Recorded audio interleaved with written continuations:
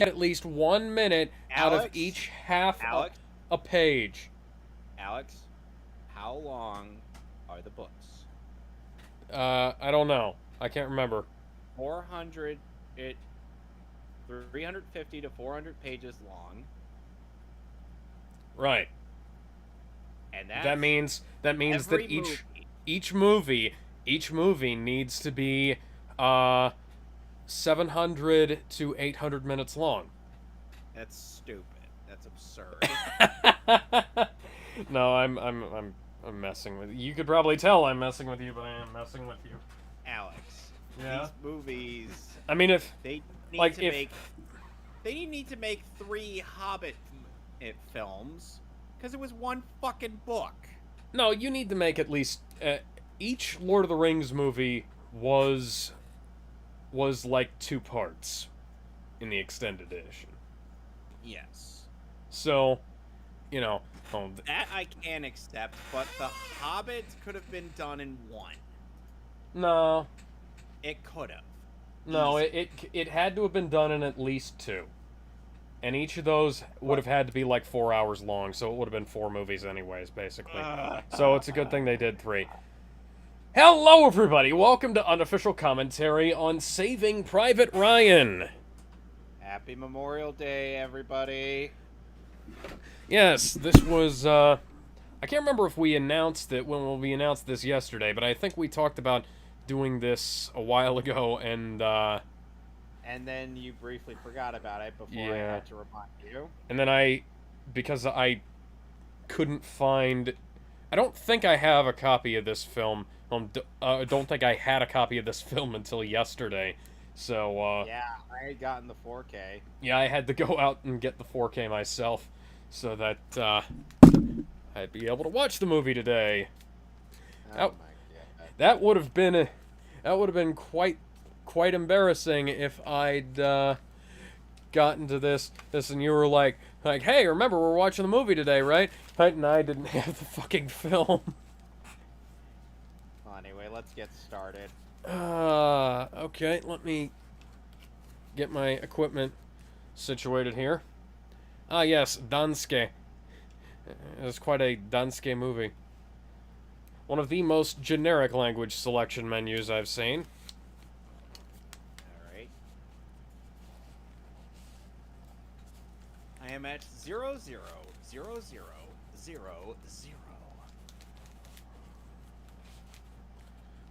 Hmm.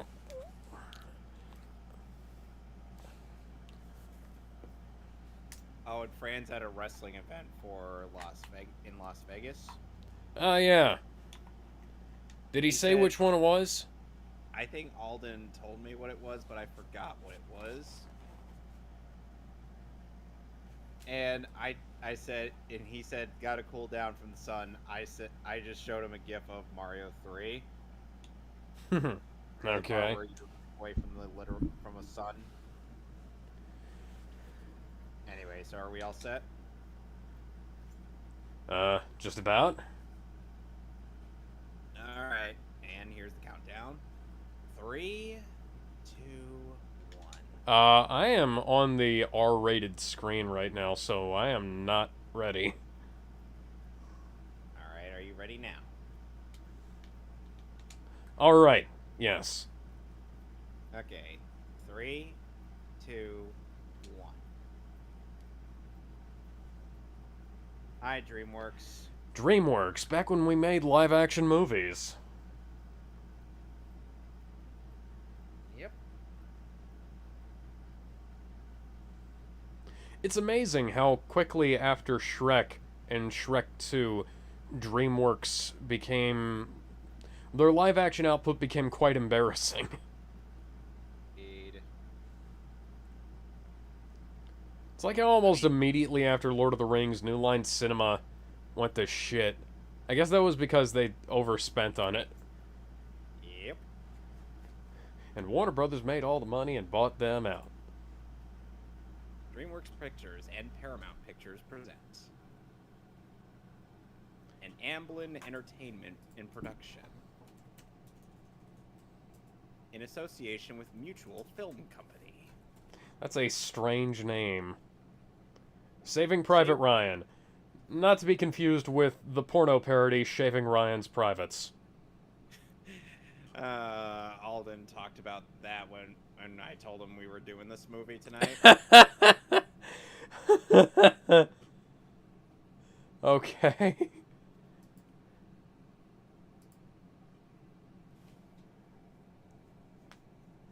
I could have sworn the Family Guy parody was called Saving Private Brian.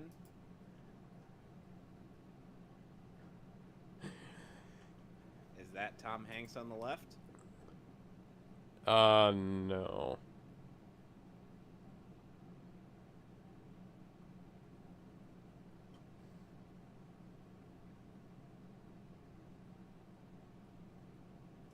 And to think, and what we got planned for Independence Day is going to blow some people's minds. Kind of like the UFO and Independence Day blew up the White House. Yeah, we're not doing that movie. Roland Emmerich, you used to be good and now you're not. No, he started to suck the movie he did after Independence Day. What was the movie he did after Independence Day? Godzilla. Oh, that was Godzilla. Yep.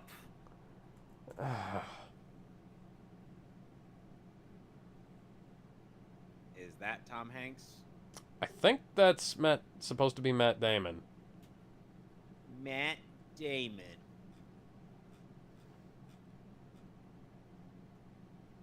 I couldn't resist.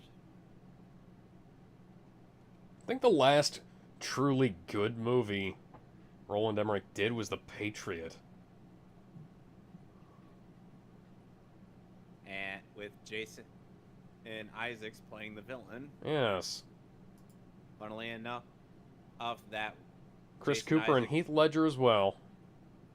Funnily enough, Jason Isaacs' role in that movie was the inspiration for Admiral Zhao from Avatar: The Last Airbender. And like I said, the guys who made Avatar asked Andrea Romano, could you get someone like Jason Isaacs to play this character? She got Jason Isaacs himself. And he was a recurring character throughout season 1. Oh dear. Dad, are you okay? I stubbed my toe. It hurts a lot. There's too many nerve endings in those fucking things.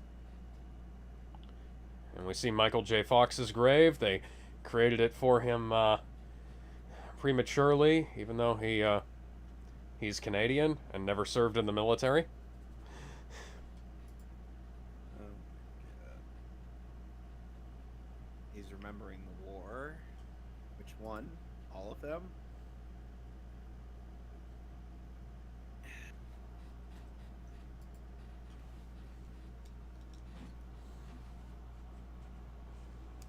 See, this is what is likely referred to as post-traumatic stress disorder.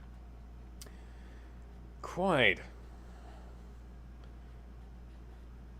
On the 6th of June, on the shores of Western Europe, 1944, D-Day upon us. Hey, wasn't Stan Lee here? He said at Omaha Beach.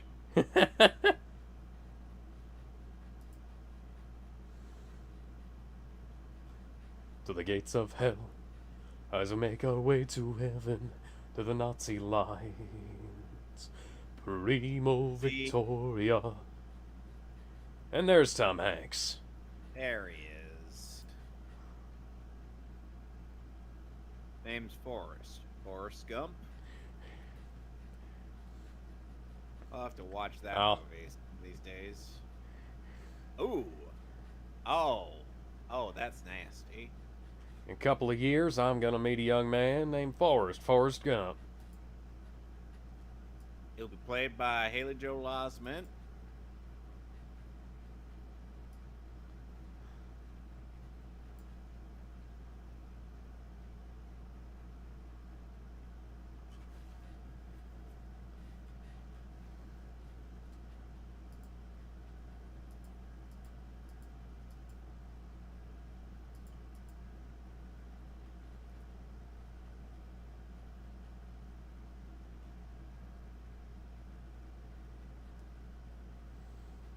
See, now some people like to try to portray PTSD in some ways, to which I'm like, do you even have the talent to do that? It'll be. It's. It's more like it is in. Oh shit. Oh, oh, they are dying. They are dying fast. I need some Canadian bullet sponge in front of me. Somebody who can survive getting hit a bunch of times and keep going. And Logan be like, "Fuck you guys." I'm not-" Adamantium skeleton optional. Logan's like, "Fuck you guys. I ain't doing this shit." Yeah, for a very realistic portrayal of PTSD, Batman v Superman has a pretty good portrayal of that.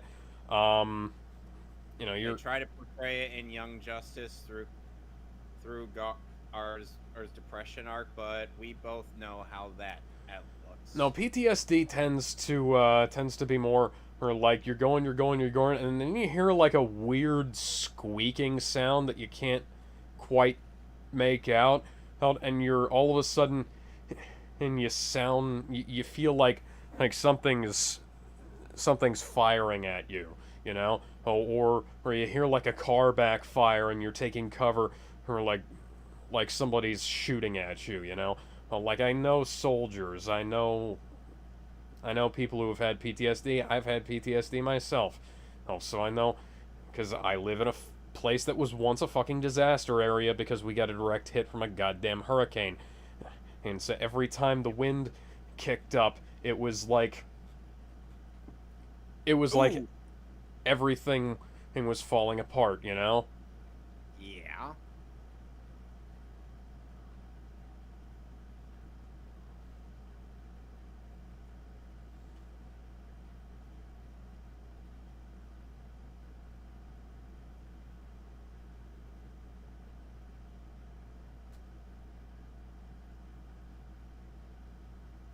You know what I'm betting is happening right now? I'm betting Wolf. Stan Lee. I'm betting Stan Lee is just sneaking around them. I'm just picking them off one by one. Well, the Pink Panther theme plays. Ba-dum, Yep. ba-dum, ba-dum, ba-dum, ba-dum, ba-dum, ba-dum, ba-da-da-da-dum. No. Look, I know this is supposed to be like a realistic depiction of how most wars go down, but Nowadays, it's kind of a less realistic depiction of war, because like while it, you know, World War. Oh shit! Yeah, that guy. By the way, speaking of that guy on the left who lost his leg actually has no left leg. I remember. Oh. Yeah, he is what is known in Hollywood as a stunt gimp. They gave him a prosthetic limb that got blown off so that it would be more realistic when he fell over. There was also a stunt gimp used in Spider-Man 3 when Spider-Man punched the Sandman. Oh, holy shit. War is hell. War is hell. War never changes. I thought the line was "War has changed." War has changed. Holy shit, that guy's on fire! Oh my god, those are. I thought it was just the one guy, but then a lot of people were on fire. Come on, Tom. Put your helmet back on. The Germans are looking at you. They're looking at you funny. They're like, "Hey, aren't you that cowboy from Toy Story?"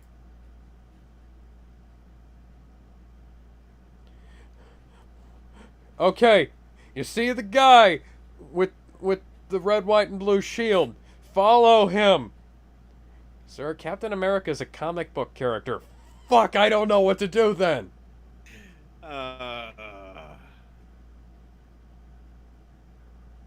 Sir, I don't want to get on your ass. That's a little gay.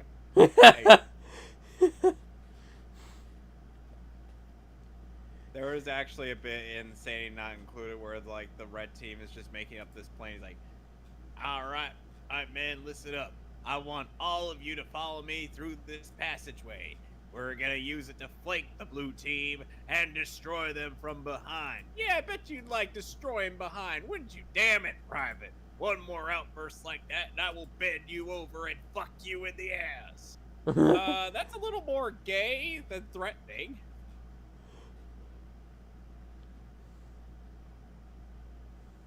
Oh, come on, they're not... Oh, come on, this is not a realistic game of Call of Duty. Where are all the whining kids?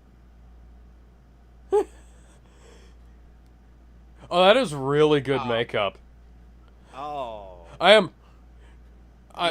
We're showing this incredibly well-made piece of art, piece of horrific art, no respect whatsoever. Oh, you know, Alex, we have little to no respect for anything we do around Yeah. here. So we're just being consistent. Okay. And by the way, and plus, Hellsing Ultimate has kind of already desensitized me to quite a bunch of this stuff. Cause this is really good makeup. Like the special effects here are fucking amazing. And Alex, you will see by episode 6 and 7 what I mean by that, because there is a lot of horrific imagery in those 2 episodes. Oh, yeah. I mean, I know you've seen the abridged version, but the abridged version just... is kind of truncated, yeah. Yeah, it's bastardized a lot of the subject material in question. Oh, that guy's fucking dead. Blow it up, sir!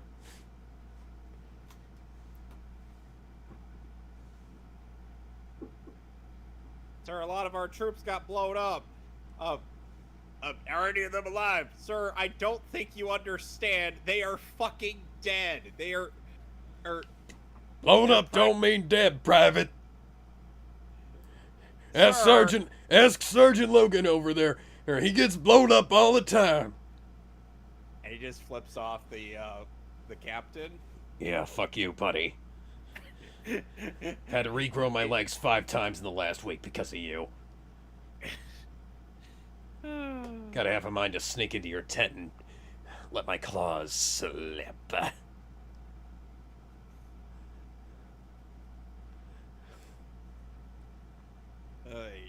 And Steve's like, Logan, you know, come on, man.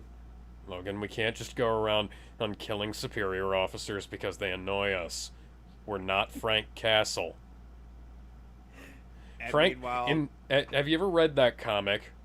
No. Okay, so in one of the Punisher runs in the Marvel Max series, Frank was assigned to Vietnam, and he kept killing superior officers who tried to make his group abandon their post. And he basically single-handedly he won a large portion of the war in Vietnam because he kept offing superior officers. And that's just fucking crazy. Kinda had it coming. Oh my god! Well, that guy doesn't have a face anymore. You could practically put ice in that. Contact for backup. That's gonna be a little tough, sir. This is why I wrote in that scene, that deleted scene from Captain America, where with Bucky and the 107th, you know, because there was a bunch of shit that was really cool that got left out of the movie in that. No, leave Wade out of this. Leave Wade out of this. We don't need him. Keep Deadpool out of this fucking movie.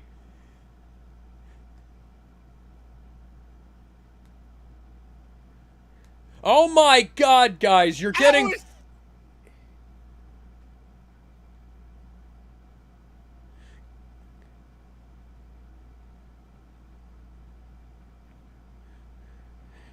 Guys, stop attending to the corpses. We need to get out of here before we're corpses too.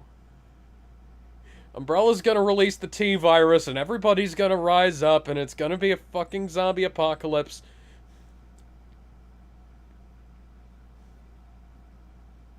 Speaking of which, Get out of here before the major shows up and eats all of your flesh. Yeah.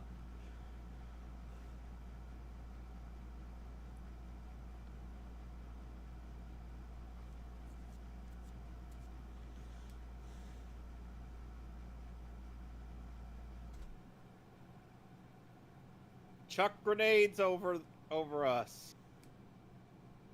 'Cause maybe that'll work. Didn't come for you, came for your ammunition. Not like they could ever fire a gun again.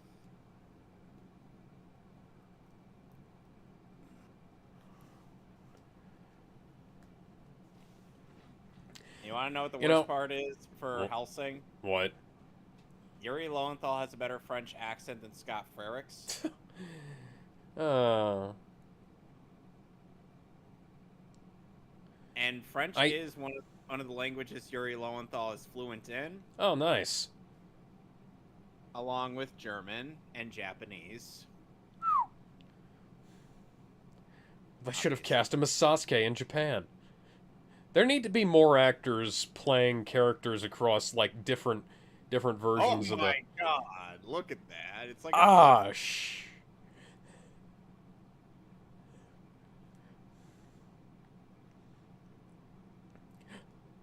Put your helmet back on! Put your... Well, dipshit! Well, that guy fucking deserved it. Dipshit!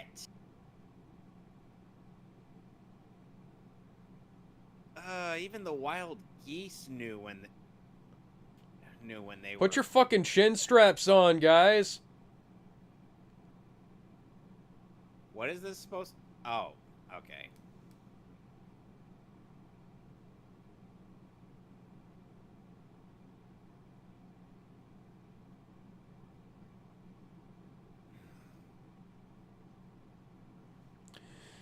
You know, for as awesome as the No Man's Land scene was in Wonder Woman, losing the World War II setting meant that we never got anything like this. Yeah. It would have been neat to have her at Normandy, because Captain America wasn't at Normandy, so they couldn't accuse them of ripping that off.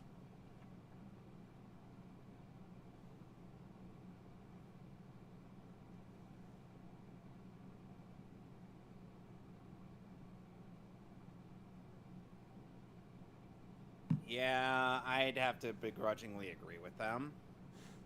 He's fucking dead. Ain't this some shit? Yeah. I wish there were, like, persistent bodies and stuff like Call of Duty, you know? Like, every time you respawned... Like I said, this is not a realistic game of Call of Duty. Where are all the whining brats? Yeah. And where's all the campers? Where's all those pussies waiting in... Ooh, I love this. Yeah, that's actually a really good tactic. Yep.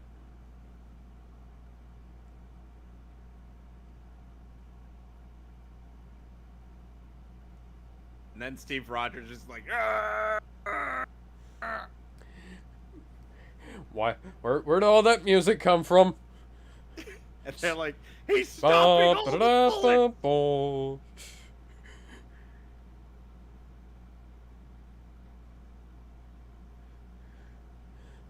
I don't know that my tactics would be looked upon quite well, because I'd be, in a situation like this, I would just be straight up fucking camping.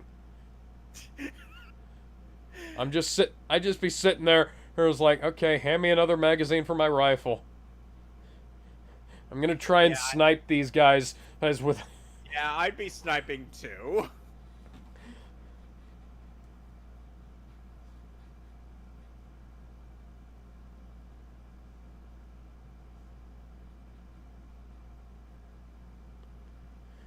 Like, we'd never make any progress, but the enemy would all be dead. I'd be like, okay, they're all dead.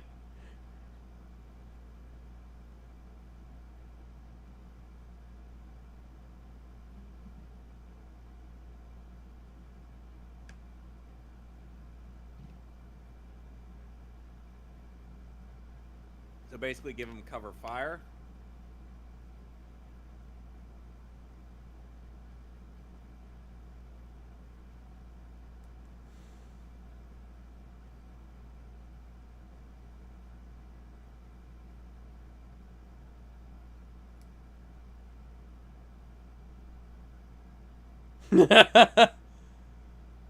It's interesting how they could still have witty banter even in times like this. And it actually fits the tone of the scene too. Yeah. Why did we bring a chaplain with us? We could have fit more ammunition in where he is. Eh.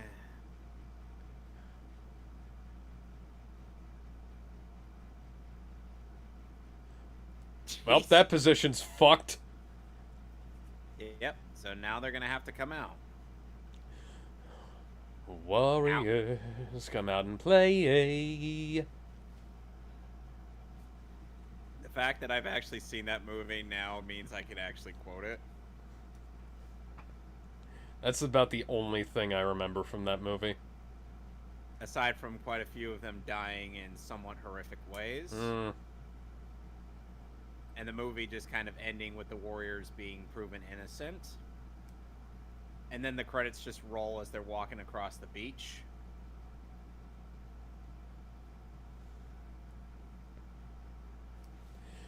And you know what? The fact that this is mostly practical effects, like almost entirely actual sets and stuff, and matte paintings and all kinds of practical, little down and dirty, rough as hell, little old school filmmaking. And this is great. There's the bastardization of the swastika. Or I'm sorry, the manji symbol. Yeah. Adolf Hitler picked a universal symbol of good luck for his political party. But then again, and then he killed himself in a bunker. Meanwhile, our version, Captain America gets to punch him. Yeah. There was never going to be any other way to end that. Hey, Cap. Oh, flamethrower. That is a very cruel and unusual death. Get the Flammenwerfer.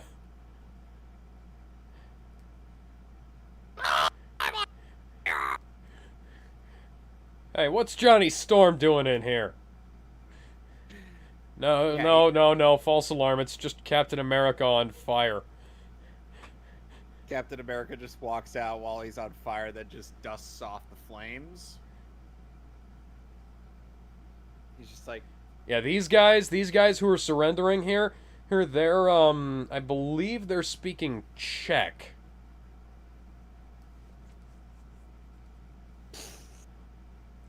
Because towards the end of the war, Germany was basically just rounding people up and enslaving them to be soldiers.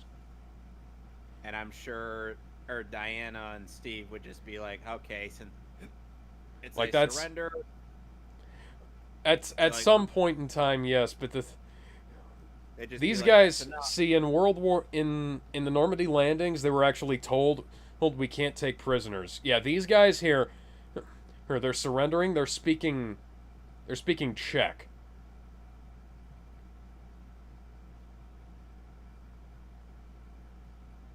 Yeah, they're speaking Czech. They were conscripts.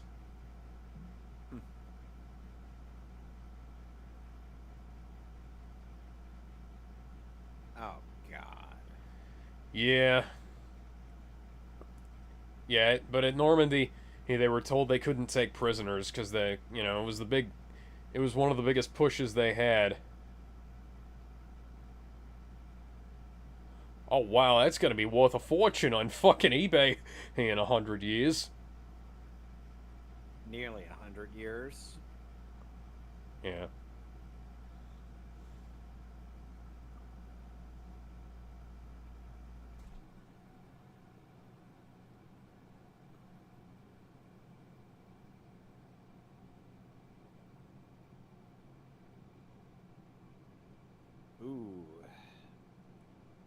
being hit hard. This is, yeah.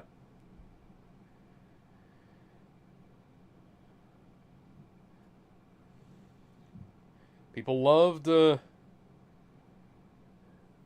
pretend that. Oh, he's got a thing of dirt from everywhere he's been stationed. That's interesting.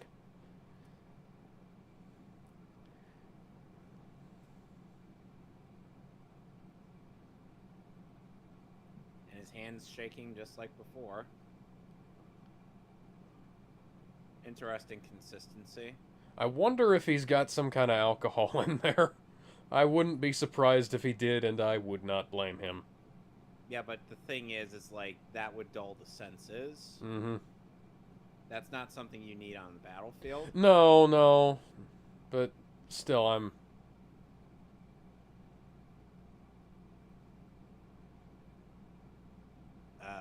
Yeah. The aftermath.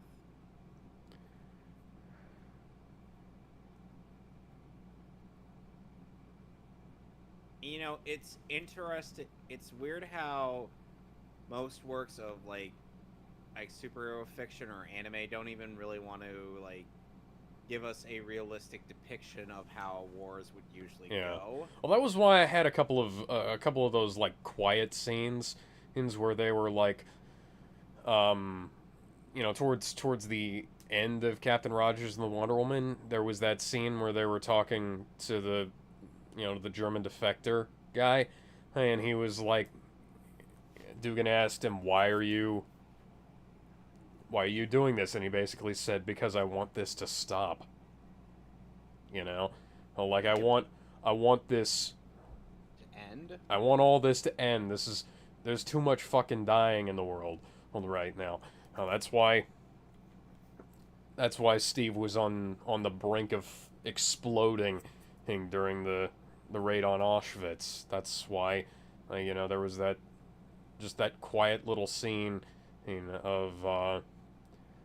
of him just calming himself down after like keeping himself from killing Rudolf Hess, Mm-hmm. And And now we get a nice tender scene.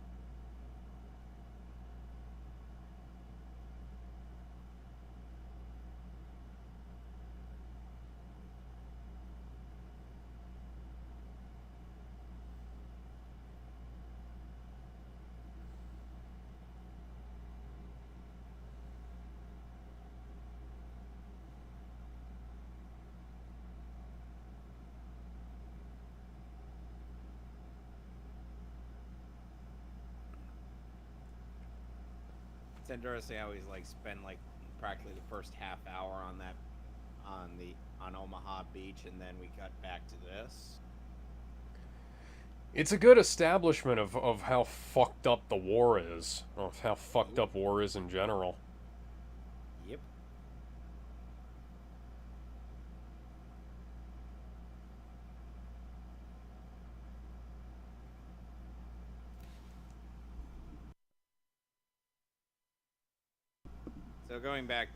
Going to something that I was working on.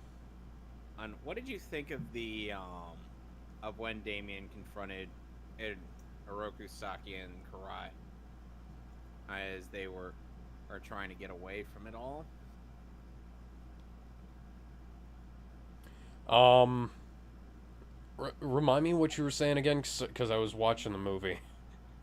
Sorry. I was saying, and what did you think of like the last bit that I jotted out where Damien confronts Oroku and Saki and Karai before they board the helicopter? Oh yeah. I don't remember that off the top of my head. Sorry. He correctly identified them as members of the Foot Clan. and just based on the fact that Karai had not hesitated to change out of her dress into her normal Foot Clan uniform. Meanwhile, on the Kent farm, I'm not. Martha, where? Martha, I hope we don't encounter any aliens on our way back home. Oh, oh, oh, Jonathan, you're just hallucinating again. Martha, I swear, or I'm not on those magic shrooms anymore. What the fuck? See, I told you I wasn't on those shrooms. Okay, maybe you had a point. As remember, we were going to have like a bit where, Martha and Jonathan were Marge and Homer Simpson, respectively. That's That was from our Superman Doomsday commentary. Yeah, your Marge Simpson is better than I would have ever expected it to be. I've practiced that voice for years. I can tell. Ever since watching the Simpsons movie back in 2007. Oh, don't have a cow. That's the best part I can do. Eat my shorts. Eat my shorts.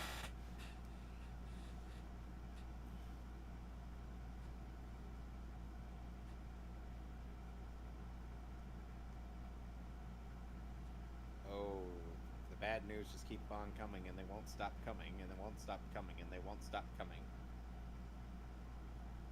God damn it all to hell. What are you doing?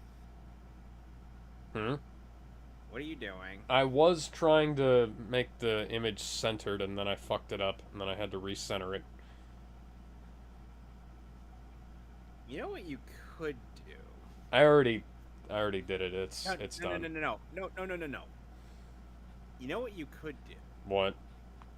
Photoshop Woody's face onto Tom Hanks. I don't think I have Paint.net installed on this computer yet. Let me see here. Oh, I do. And, let's see. No, wait, that's all I can think of, because I'm not nearly tempted enough to have, Davy put in Matt Damon from Team America World Police onto Matt Damon's face.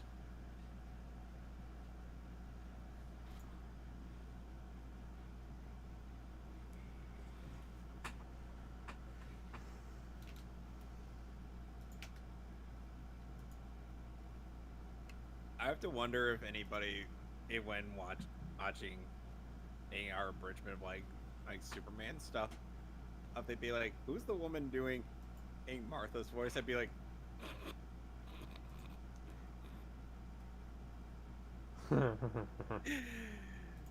"I have some bad news to tell you." They'd be like, "Don't tell me it's you." I'm like, "Yep." I mean, come on, we could inject you with lizard DNA and make your arm grow back. Sir, that sounds like a terrible idea. Well, it sounds like a comic book villain idea, and one that might work. What if I turn into a lizard? I'll then turn the rest of us into lizards if you have to. Oh, Mr. Connors. That seems like a stupid idea. I could cure cancer with that. Yeah, well, I don't want you to cure cancer. I want you to turn us into lizard.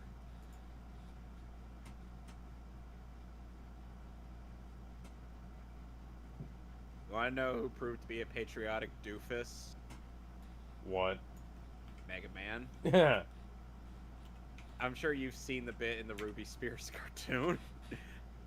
Vaguely, yes. Where Mega Man took a hit for the statue of Abraham Lincoln. One way or another, I'm gonna find you. I'm gonna get you. All you have to send is this guy named Chris Redfield, along with Piers Nivens. Somehow they will actually succeed in this endeavor. Chris Redfield will punch all the boulders. They're like, how is this guy punching a boulder? Or that's impossible. Get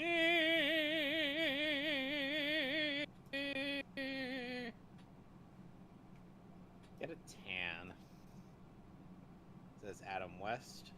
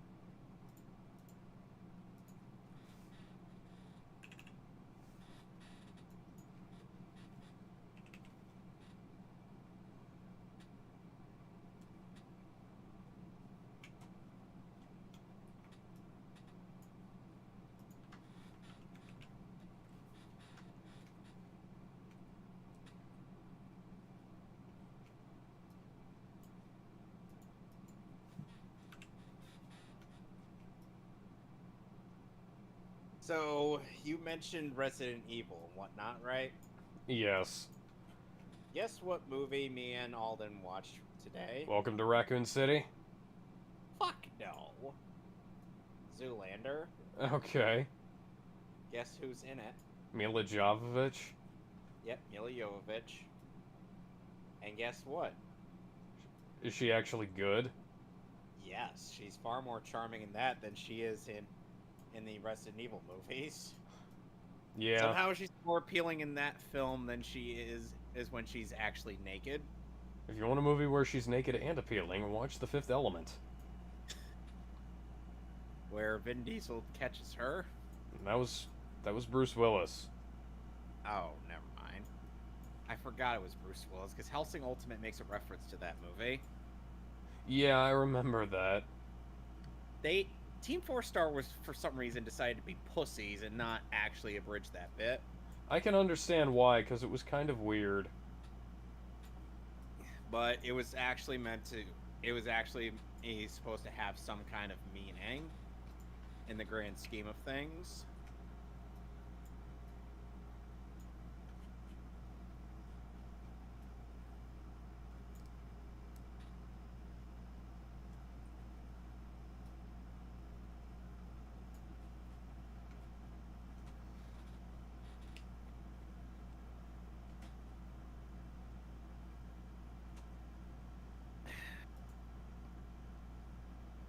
And it's kind of sad how now my DCEU film collection is complete.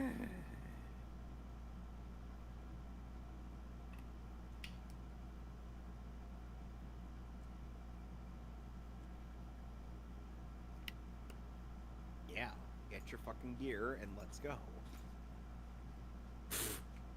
He's a klutz.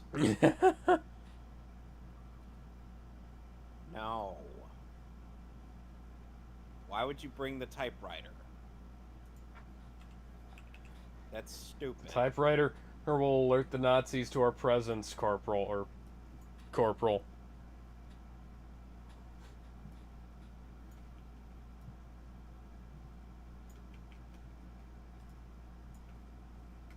Hold on a second.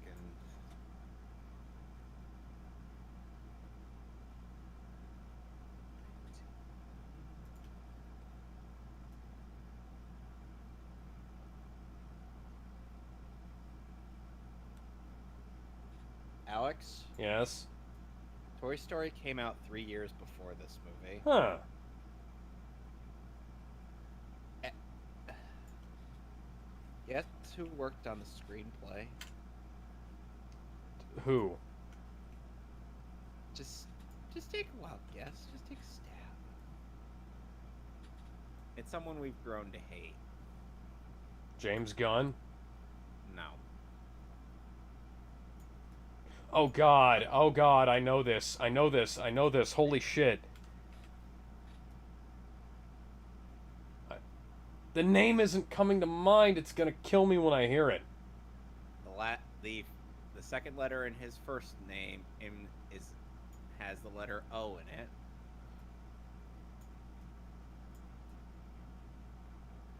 God, what is it? Tell me. It's a John, isn't it? Joss Whedon? Yep. Joss Whedon worked on the screenplay along with Andrew Stanton, Joel Cohen, and Alex X. Sokolow.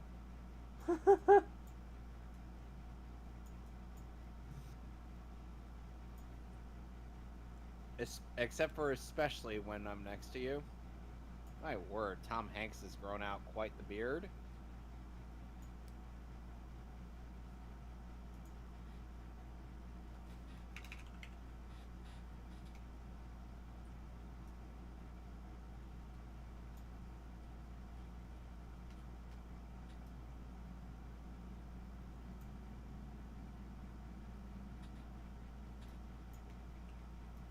Simple. I have a question, sir. All right, then I ask you this question. And how many of us are the main characters? Yeah, that's what I thought.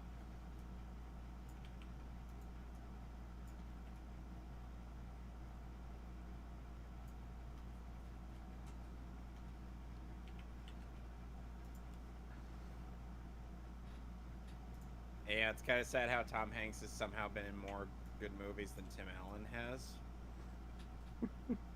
Yeah. But Tim Allen was in Galaxy Quest, so... And that's supposed to make up for half the shit he's in? Yes. How? Because it's a great movie. Yeah. What is Galaxy Quest anyway? Galaxy Quest is a great movie. That doesn't answer my question.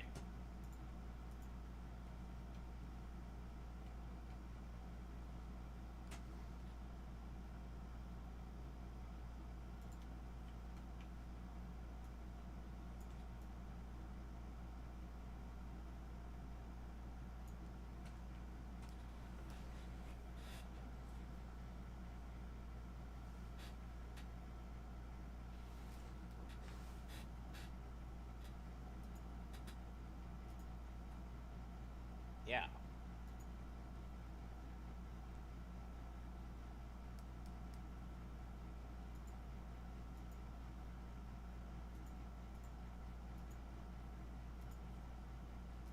Would you say that he's a lone ranger? Yeah. Thank you and good night. Hey, these are some unsurprisingly a quiet scene. Means even with all this talking, it's like there's no music playing at all.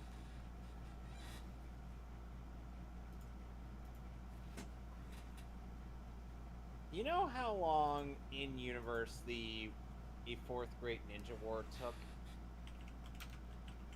How long? A day. That's stupid. I know. Even the quote unquote 1,000-year blood war or art took what the fuck? I did not ask for Don Cheadle.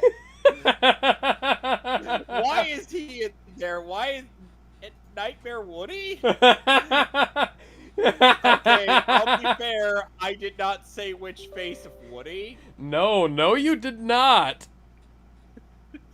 God damn it!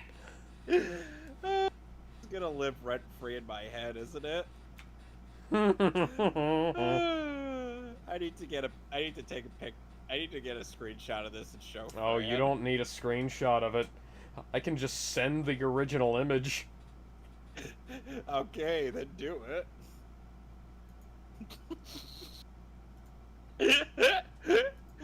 Oh my god. That is horrifying, man.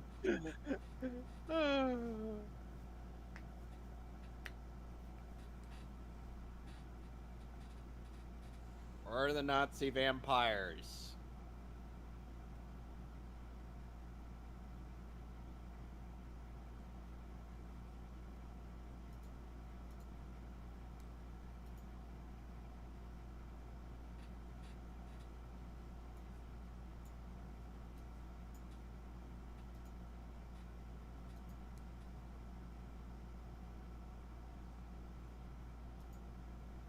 Oh god, they're looking for Matt Damon.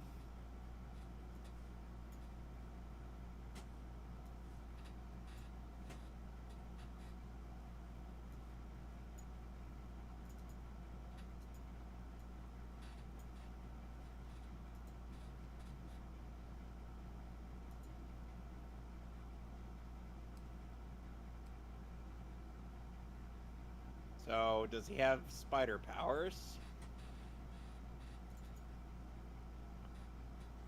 Statue of Liberty is twerking all over her Adolf Hitler's bunker.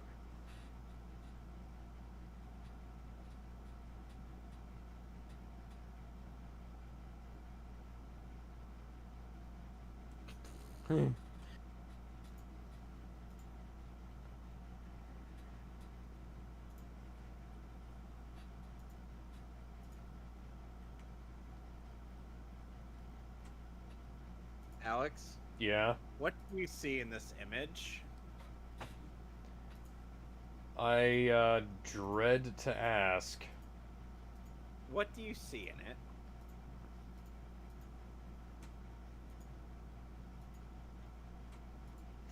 I don't like sand. It's coarse and rough and irritating, and it gets everywhere. There's sand in there, yes. As according to the sign.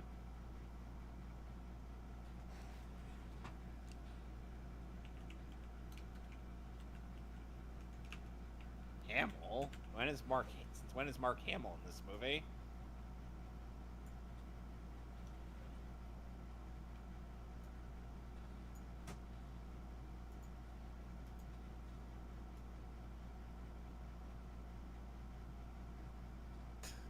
God damn it.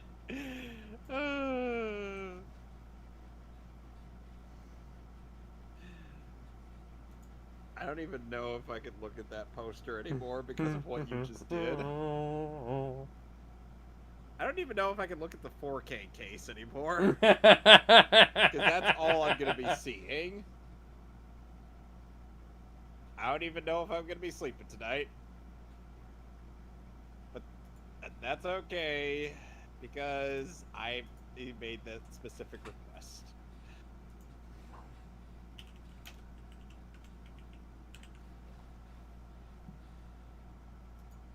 So, Alex.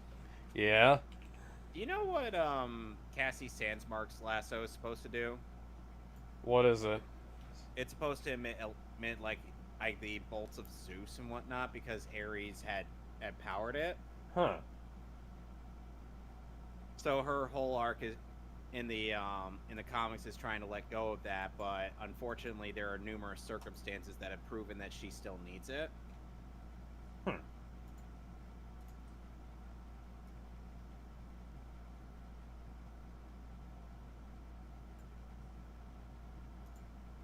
So I'm sure you can imagine in our version, Ares just paying constant visits to Cassie. Hell, we could just have him sit. Hell, we could have him just sitting on her bed in her room, just be like, "Hello there. What do you want? I heard you're going off into war. War with a demon. I offer you this. Here you go. Have fun. What did you do? No, no, it's just that's just me being Aries at that moment. It's like, you take, there you go, you can have it.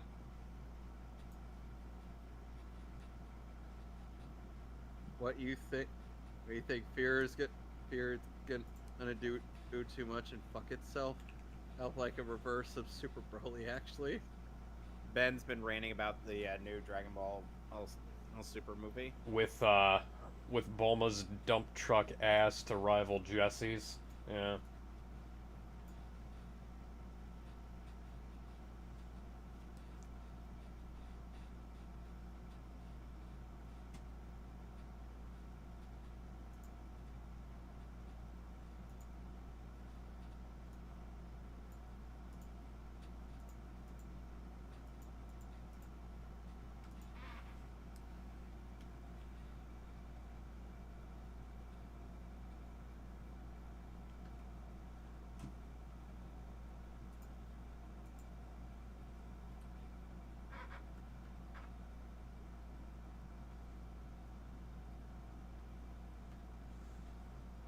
Did he just die?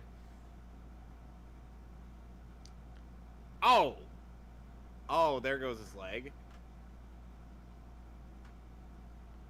He landed on a fucking piano too.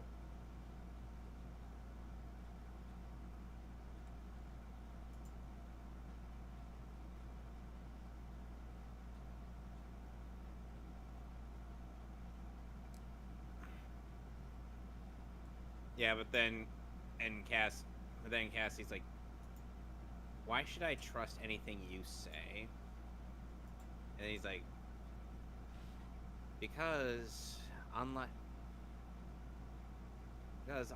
your ancestor, I do not lie. For I am the god of truth. Or do you think that would be a better placement for that line? I don't want Ares in this at all.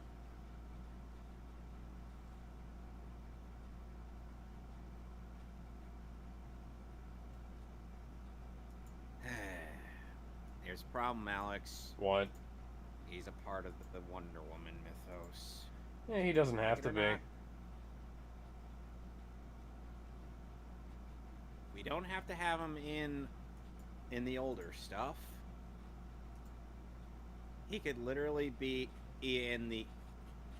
He could literally just be like a background character observing some of this stuff from afar.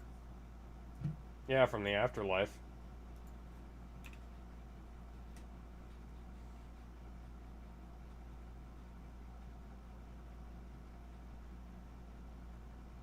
For some reason, I kind of imagine Ares just walking up to Marvel Olympus being like, what is going on here? Who are all of you? You're not my brother. And you're not my father. And Zeus be like, I don't remember fathering someone like you.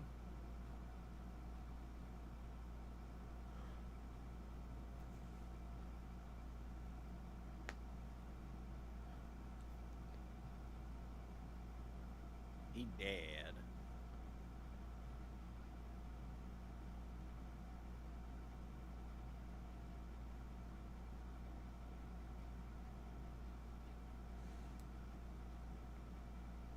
Don't shoot the guy who's already down.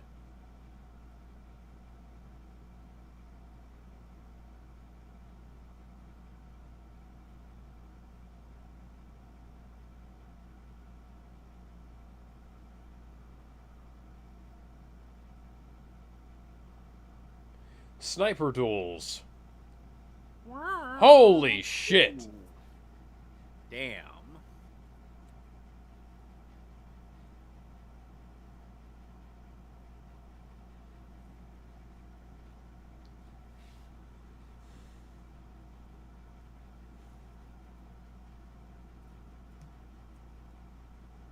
So yeah, Ares would kind of be like a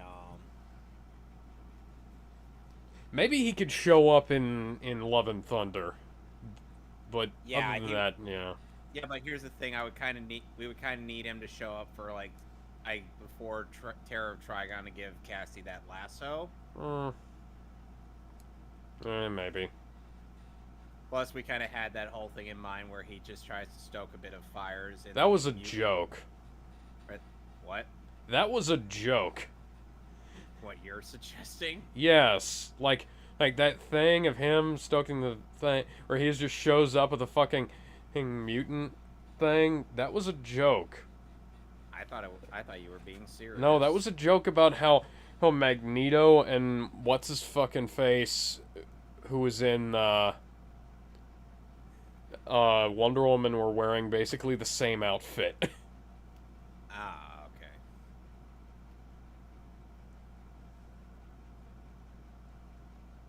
Well, you know that I do try to pay considerable effort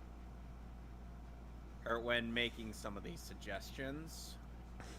I thought that was obvious from how I was like talking, but I guess I was being too straight with that. Sorry. Yes, you were being too straight with it. It's like, oh my god, it's Ares. He's here to fuck everything up. No, he wouldn't really be here to fuck everything up. He would just plant suggestions and ideas. I wonder how often they got their film ruined while shooting this movie, because this is shot on 35mm. Yep.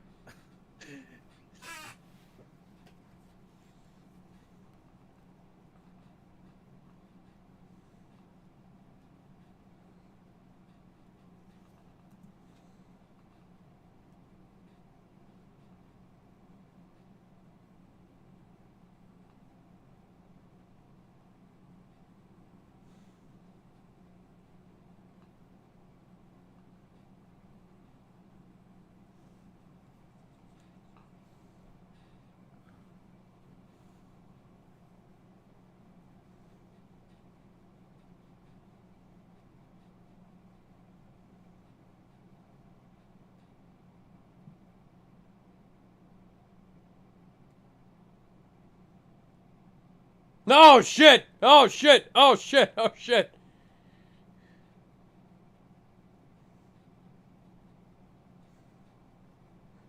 Well, that was random.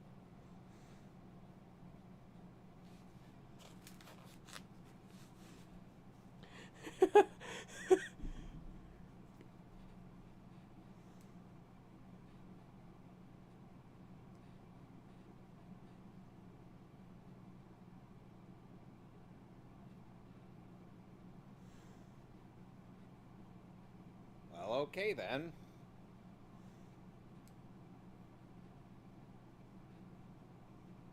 Anyway, so I think Cassie's just like,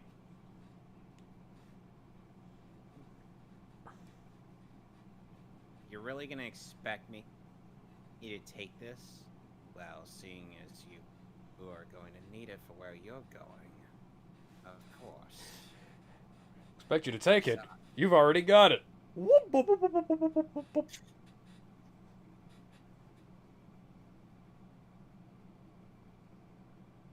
And Miles just comes up. He's like, so who are you talking to?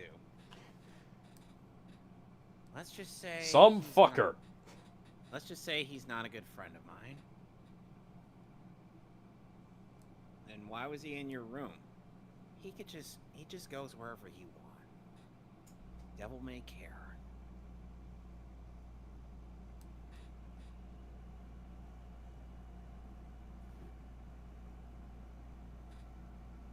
And Nightwing would just be like, so you're a Spider-Man? Yes, but not the Spider-Man. No, I'm not Spider-Man. But you're a Spider-Man.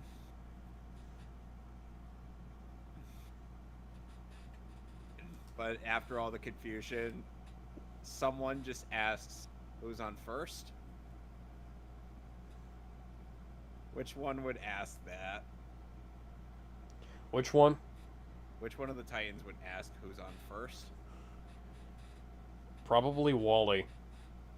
Either that or Jericho would sign it, and then Beast Boy's like, he's saying who's on first?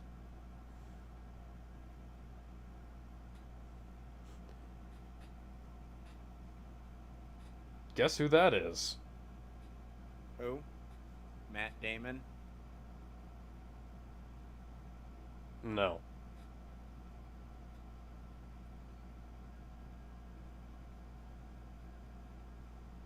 Oh. Yeah, that's Matt Damon. No, that's not Matt Damon. Private Ryan is played by Matt Damon. Yes, but this is not Matt Damon. That's Nathan Fillion. As if I was supposed to know that. Yes, you are. Have you ever watched Firefly? No!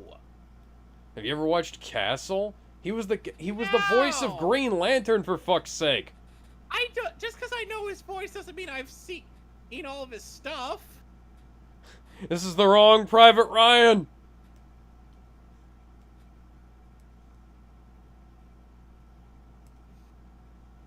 Yeah, I can imagine he dubs trying to make humor of this, and they're like, "Introduce yourselves." James. James, my name's not James.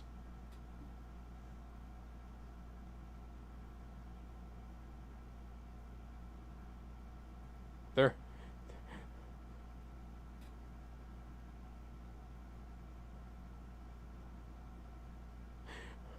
Oh, fuck, we've got the same guy. We've got the wrong guy.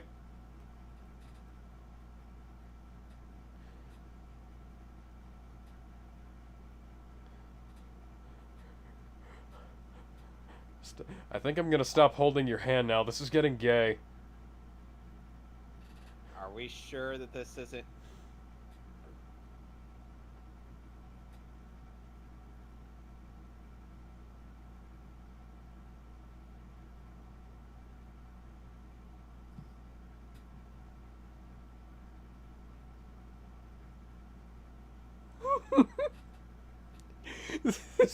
This is funny, but it's not. You know? What? Do you think he'll just try to chant to himself the Green Lantern oath? In brightest day and blackest night. Yeah.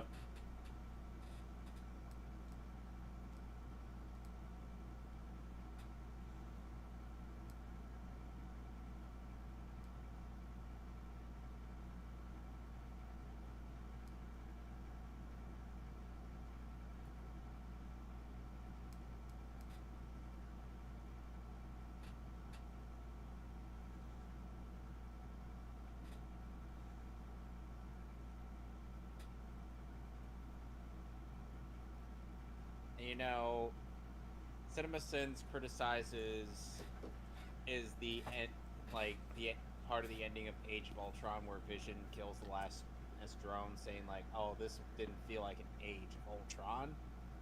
And there's one problem with that. If he's being literal minded about it, the age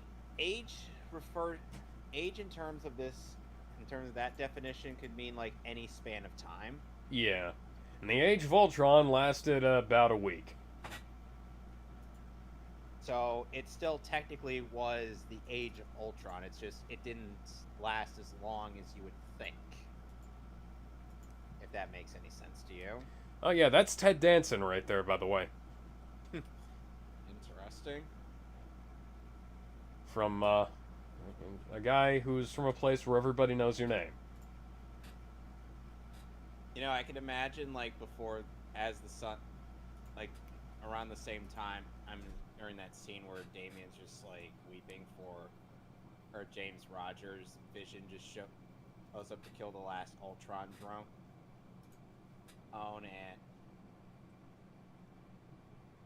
And then they do that whole bit in Age of Ultron where it's like they're doomed, you know? Yes. But nothing is beautiful because it lasts. And then Ultron's just like, "You are unbearably naive." He's like, "Well, I was born yesterday."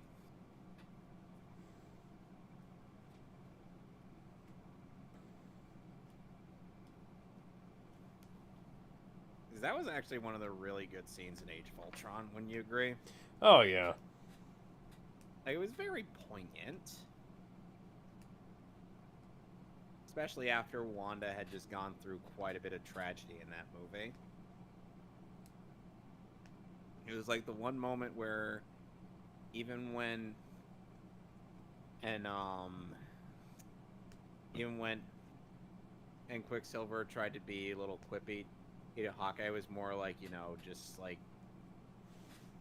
their little rivalry going on. Know what I mean? Mm-hmm.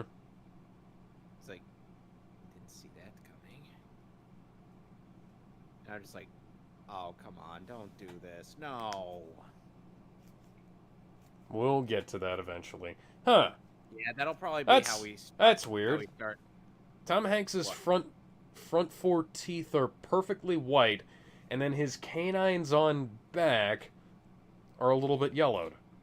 Huh. Yeah, that's interesting. That's how my teeth are.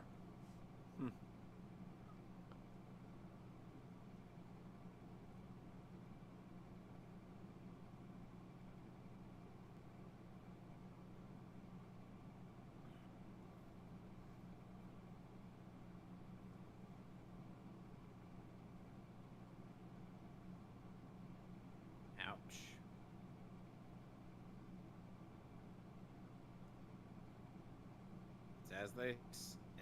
As Leonard Nimoy once said, the needs of the many outweigh the needs of the few. And then Star Trek 3 happened. And they all got fucking court-martialed bringing Spock back. What the hell? I love that. That was great. Like that was a great thematic arc.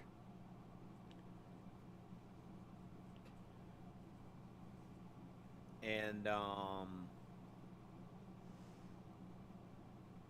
how do you feel Here's some disease. How do you feel I've portrayed certain aspects of PTSD through my writing of stuff?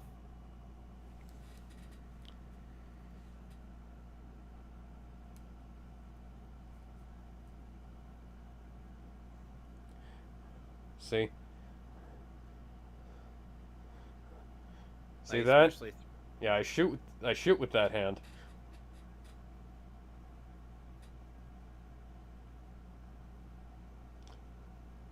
Oh yeah, Carpazzo was Vin Diesel, by the way.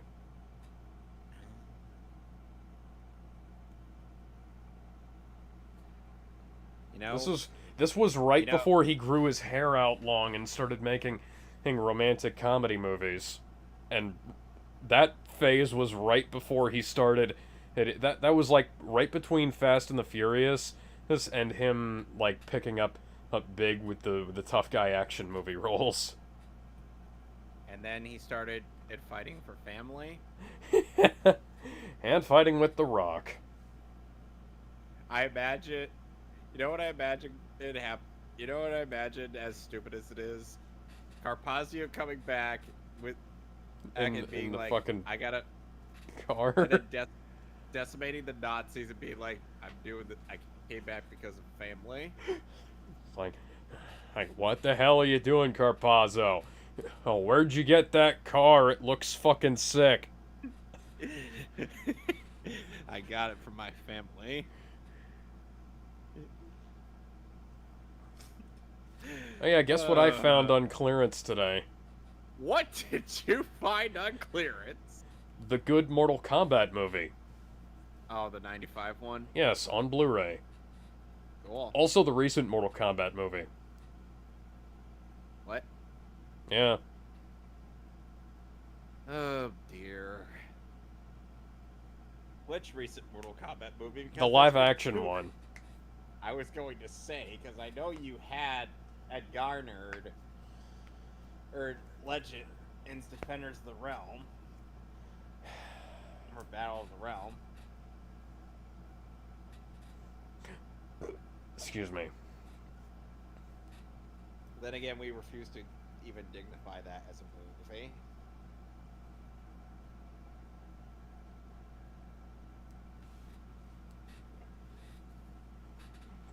How is it that they got some action bits right in the first animated Mortal Kombat movie, but in the second one they just stopped giving a shit? They probably fired the fight choreographers. Oh my god. I just just taking a wild fucking guess. That is a very likely scenario. Given the amount of executive drama that we know goes on in Warner Brothers. Mm-hmm. Especially involving one Zack Snyder.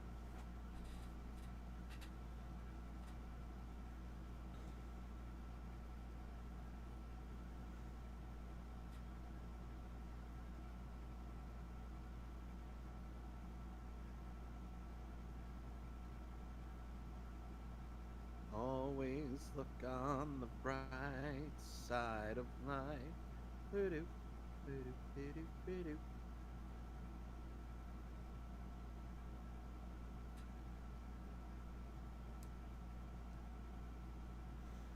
Stop referencing Wade and Poole.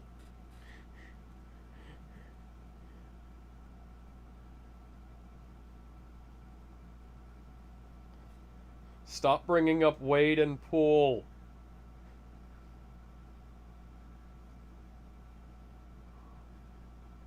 Oh, and did you see that meme I ended up sharing that lampshades the repetitive seasonal formula of Young Justice?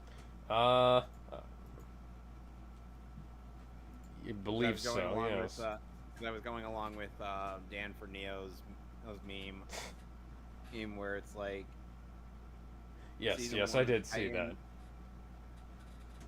Season 1 of Titans has to get past as being, I have to move on from my past. Dick Grayson in Titan Season 2, I have to move on from my past. Dick Grayson in Titan Season 3, I have to move on from my past. And I'm like, Young Justice Season 2 starts with the time skip. Young Justice Season 3 starts with the time skip. Young Justice Season 4 starts with a time skip. After I've seen it 3 times, I already know how Season 5 is going to start. Yet another fucking time skip. Why? Because especially with Christina Soda on the team, they are creatively And look at bankrupt. that. They hide the fact that they're using a green screen, using the fact that the characters are in the background and things are out of focus. It's almost like, well, using visual effects is not difficult or anything. You just have to do it right. Marvel. Yeah. Wonder Woman 84. So you were actually able to finally see the Suicide Squad. I hate that film so goddamn much. I liked Peacemaker. Peacemaker was a character who I was like, as soon as I saw him in the movie, I was like, oh. Because they just don't treat the old Golden Age characters all that well.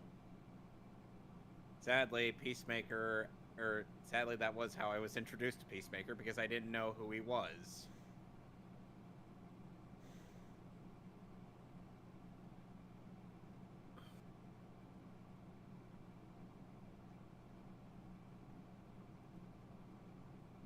Okay.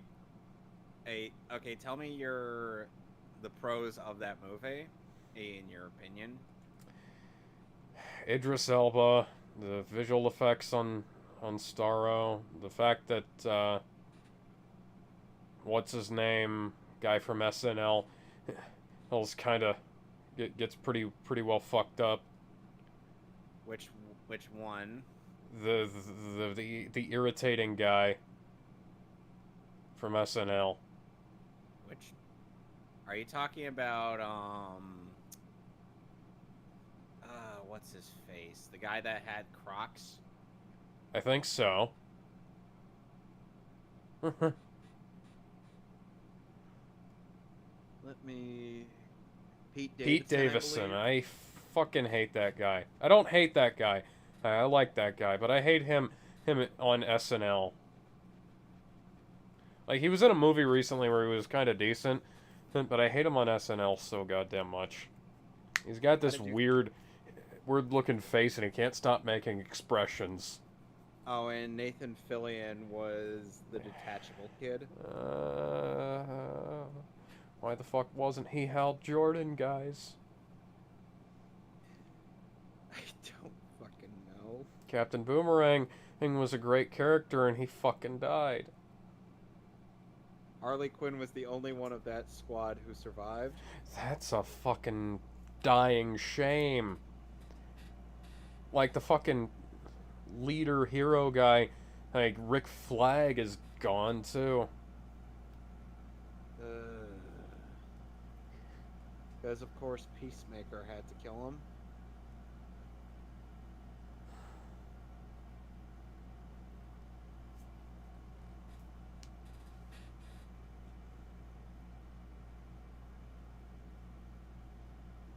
Fucked up beyond all repair. Yep. Okay, weirdly enough, Christopher Smith is actually on the affiliation. Is on Checkmate, Shadow Fighters, the Suicide Squad, and Law. In terms of team affiliations. So yes, Christopher Smith is actually a bad guy. In some regard. Any questions? Not really.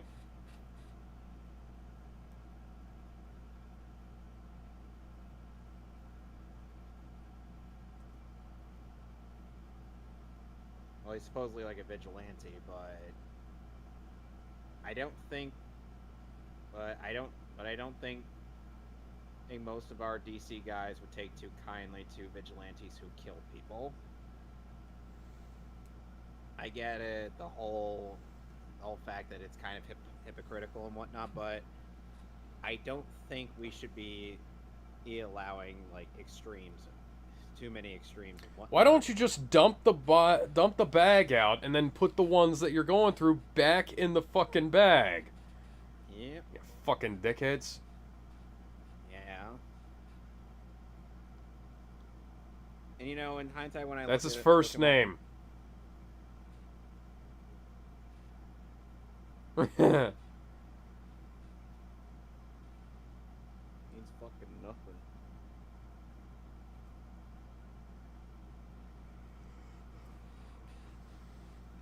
Some part of me would think that Peacemaker would try to just be too willing to impress Captain America, but then Cap would just see the horrors that he's done and then just be like,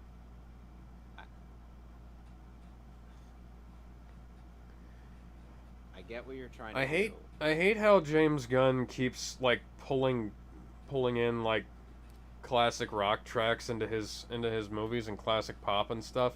But then like you have the theme song to Peacemaker being a licensed track from 2011, I think it was. James Gunn is weird with his taste in music. It's a good piece of music, but it's like, Come on. could you maybe commission a fucking theme song? Clearly not. Like, okay, walk up to the fuck... Hey, you know, Beast in Black, hey, you wanna write a song for my fucking TV show? Oh, about Peacemaker? Awesome, yeah, okay. Hey, Dragon Force, I know your lead singer sucks nowadays, but, you know, you wanna write a theme song?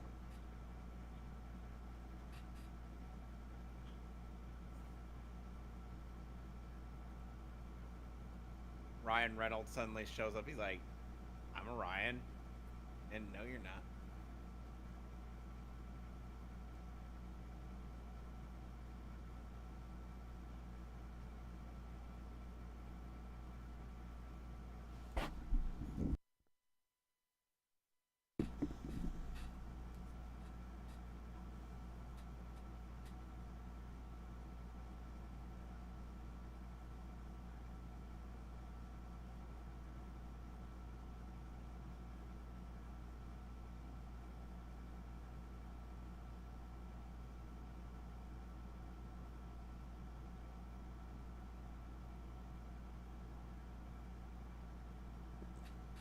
Yeah. This is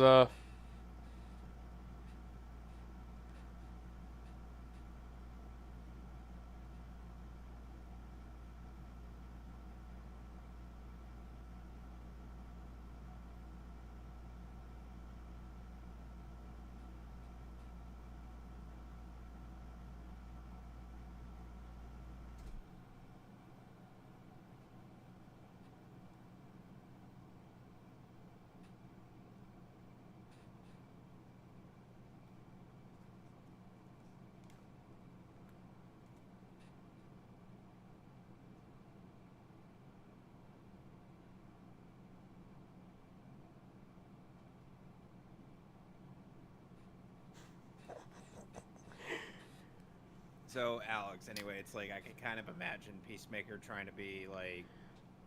I mean, I remember Peacemaker from other iterations where he's not a complete fucking douche nozzle. But here's the thing: it's like I would actually kind of try to lead into what makes him into that douche nozzle.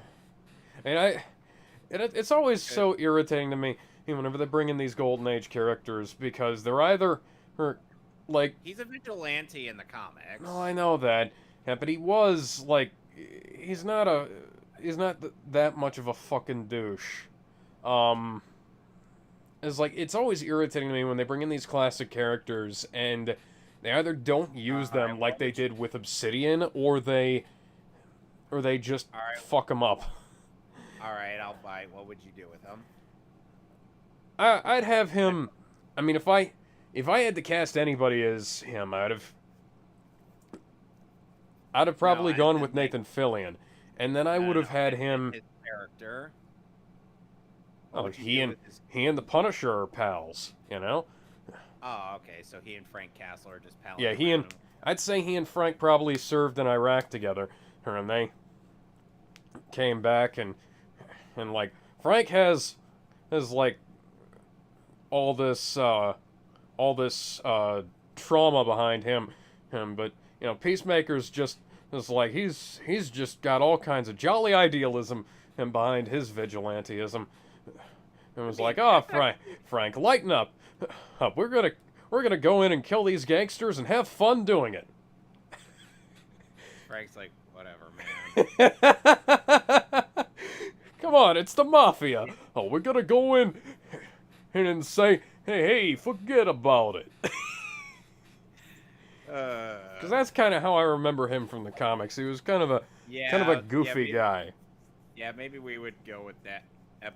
But if we were to have him on the Suicide Squad, what would prompt him to end up on that team? Probably killed a corrupt politician. Right. And Superboy's just like, I like you. I like you. You're with me.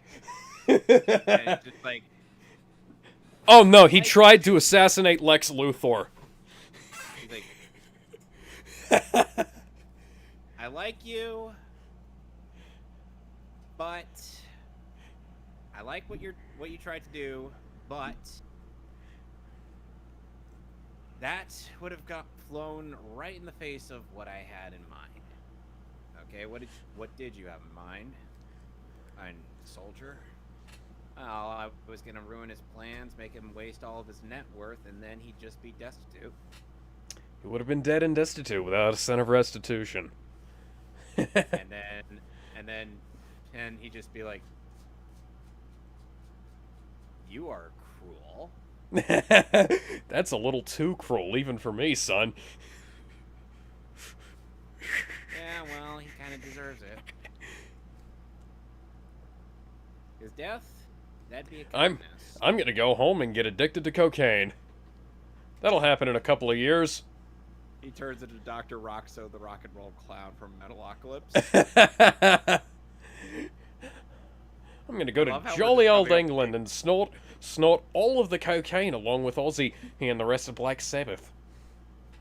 I love how we're just coming up with these ideas while there's a bit of a tense scene going on. We're showing artwork, zero respect. And I'm like, we're just being consistent. Yeah.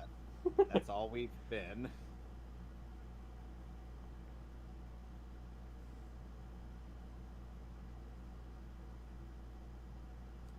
mean, after all, you've proven that we are not respectful individuals at all with that Photoshop request. Yes.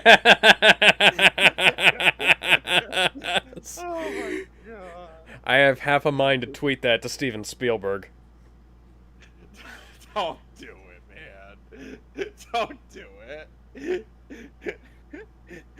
Oh my god. Featuring Tom Hanks and Don Cheadle. Don's like, wait, I wasn't in this movie. And I'm like, wait, no. Yes, you were. Yes, you were. And I just pull out the deep fake program. Him, and he's in every scene, even if the character he was photoshopped over before wasn't. Jesus Christ, using dead cows as cover. Well, they don't really have Any that port in many a storm. options.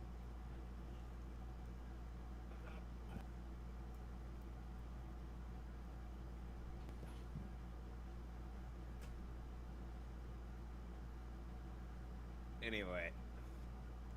Hey, and Smart, using a scope as a monocular. Yeah. That is actually quite ingenious.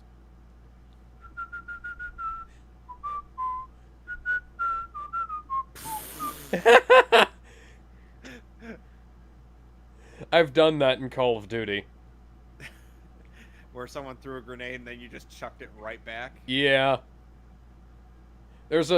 I think the Russian grenades have this Delay. variance where if, like, sometimes they go off way too late, and sometimes they go off right after you throw them.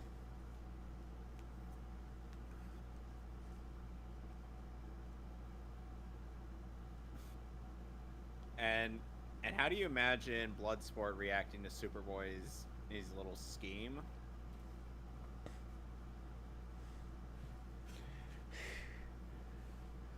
Alex? I don't know. Oh, I'd have to. You just be like, how in the fuck are you? How in the fuck have you not killed anybody? And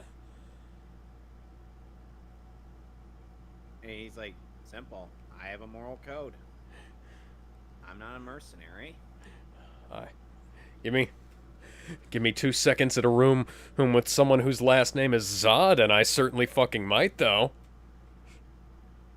Then Lord Zod just ends up with his neck snapped. Okay. In my defense, I wasn't talking about him. Hey, let's be realistic here. Zod is a surname. Yeah. Just like how the House of L is not a first name, it is a last name. I'm kind of glad that nobody found out that General Zod's first name is Drew. Because he would have had such a Tumblr following. How so? Because his name is Drew. Oh my, they are doing everything they can to stop the bleeding, and he is just going pale. Oh, God. Like,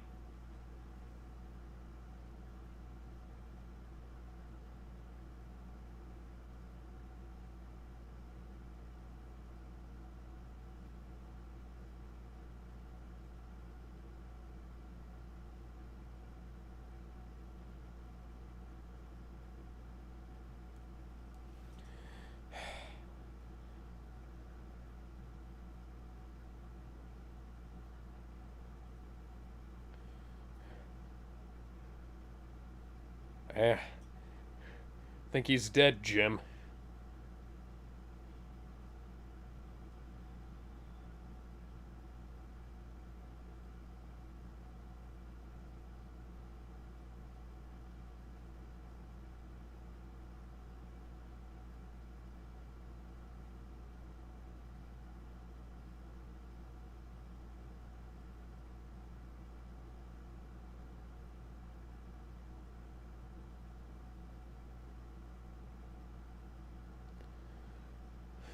I don't wanna die, Sometimes wish I'd never been born at all.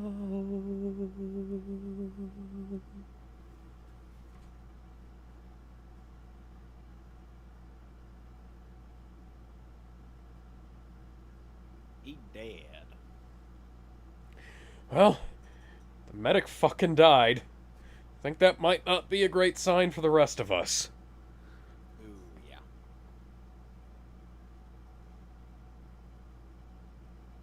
Well, now we gotta copy that letter.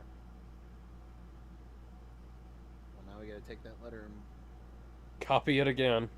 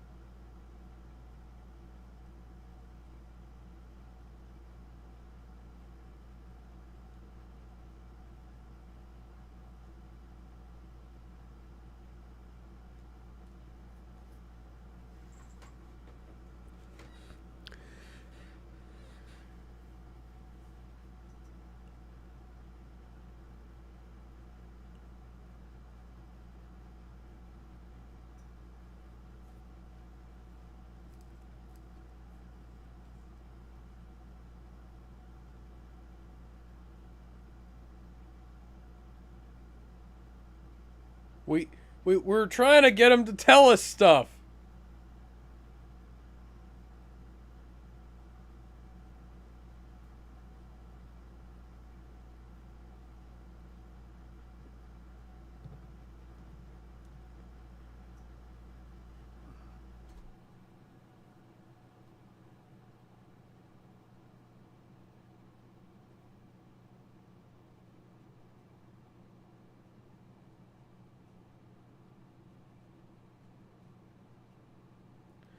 War. War is what's happening. Yeah. I wonder how often they had to... I wonder if they've got, like, some kind of rig in that thing set up to keep the, smoke going. Because they'd probably have to after all of the,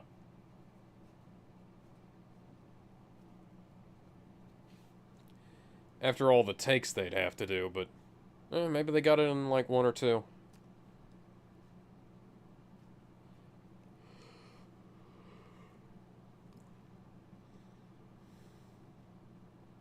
I'm gonna go let my dog in. I'll be right back. Alright, I'll try and, fill for a bit. Alright.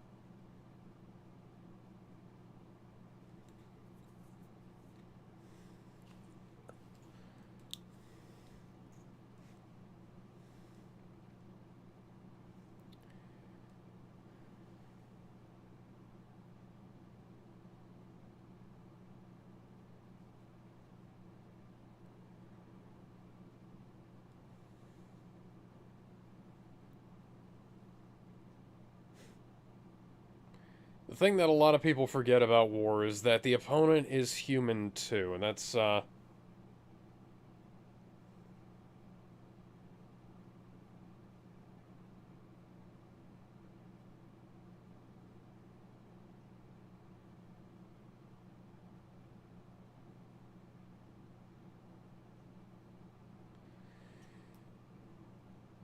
people forget about the fact that these guys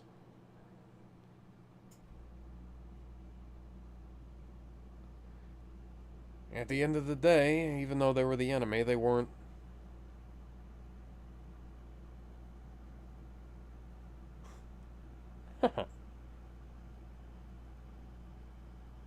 That's a reference I made in Captain Rogers and the Wonder Woman.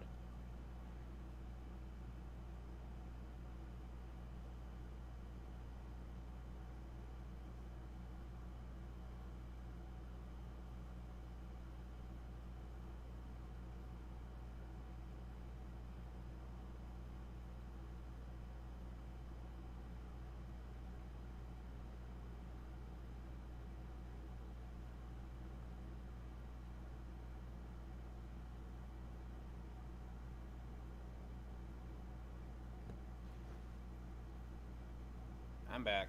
Welcome back. Sorry, I also had to put the stuff in the washer and the dryer. Oh, okay. That's fine. So, What do you think that piece of cloth is going to do to cover his vision? well, to be fair, if it's close to his eyes, it's gonna cause a reflex to make him. Oh, close. yeah.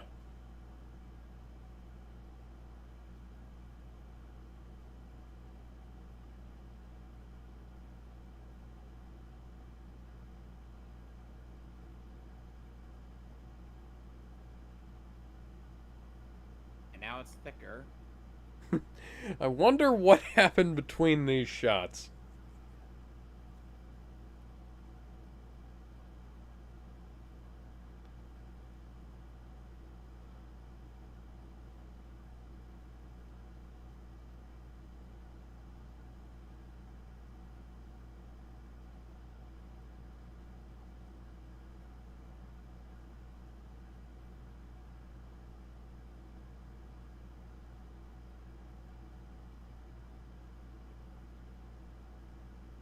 Well,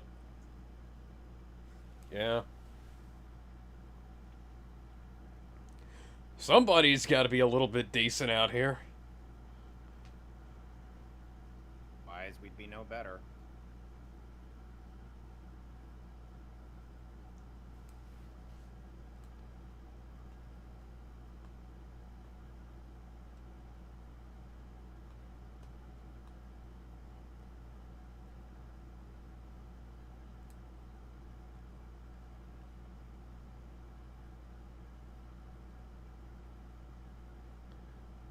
Lucky you don't get shot doing something like that.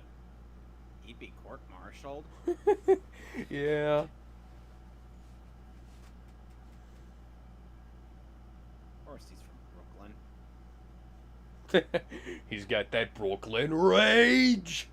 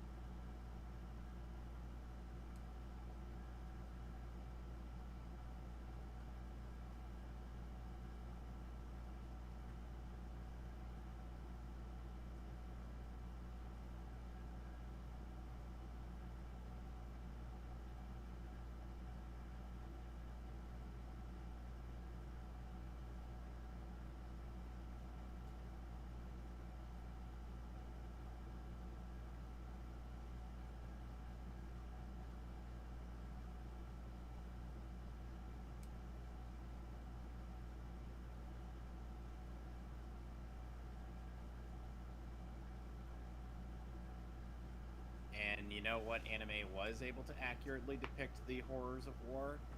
Which one? Berserk. Oh, yeah. Even the movies.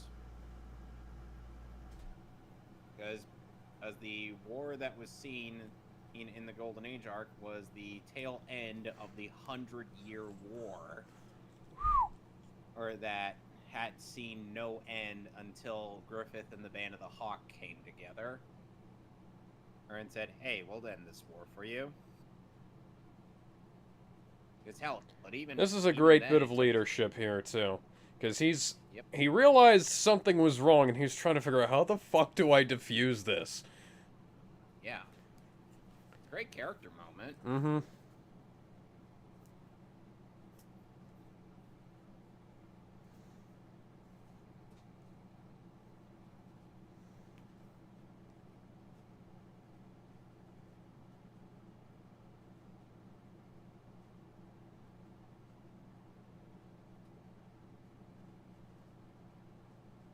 That makes sense.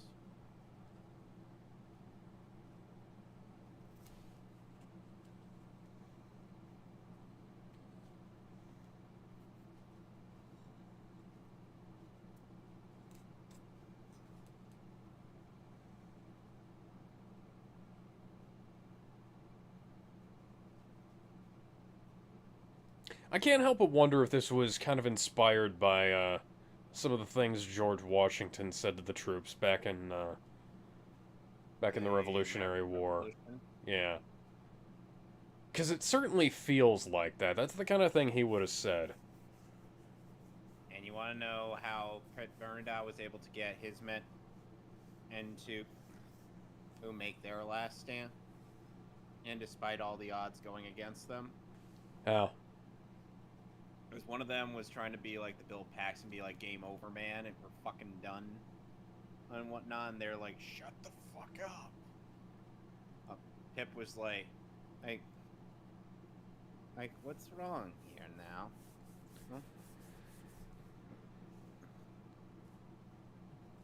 Huh? And that's what you do. You make him feel like a real asshole for being a real asshole. And yep, and Pip certainly made his guy feel like an asshole, because then he's like,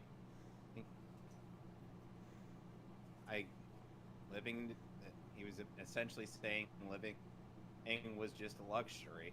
We were always going to probably die in the battlefield at some point, and we just didn't know which one. Mm-hmm. And then he's like in our heads, our gravekeeper will be that bitch Integra, and our headstone will read, "Here lie I the badass wild geese. They kick Boko the Nazi ass and miss for queen and country." But they won't write that. Instead, they'll write, "Here lie those gutless pussies who died pissing themselves and crying like schoolgirls. Man, they fuck up, bitch.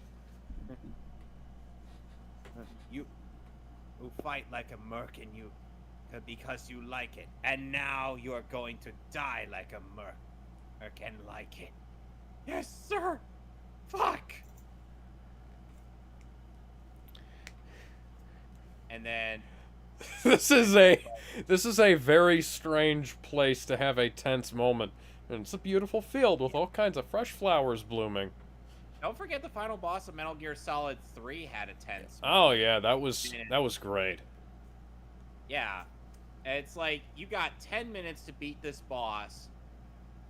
And that's 10 real life minutes, not 10 in-game minutes. It's to take her down in this nice quiet field, all while a version of Snake Eater plays in the background. Mm-hmm. It's a very Hell of a climactic fucking moment. Yep. It's still interesting how much acting range quite a few of the people that Chris Zimmerman Salter gets for the Metal Gear series, because would you really expect the voice of Pearl to pull off such deep moments in that game? Almost wouldn't have, but she fucking did. Yep.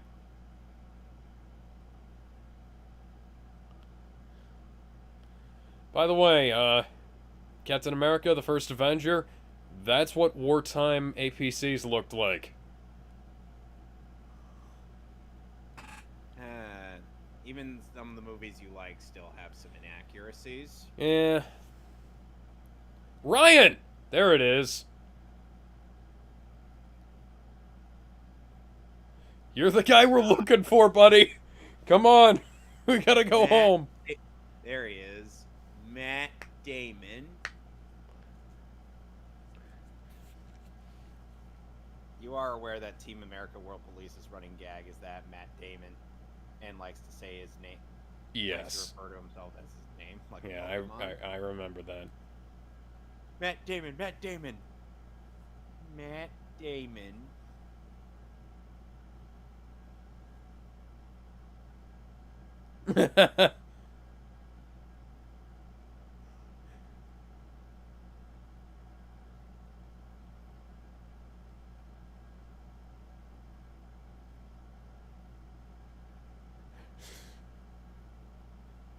Who's the ranking officer? You are, sir.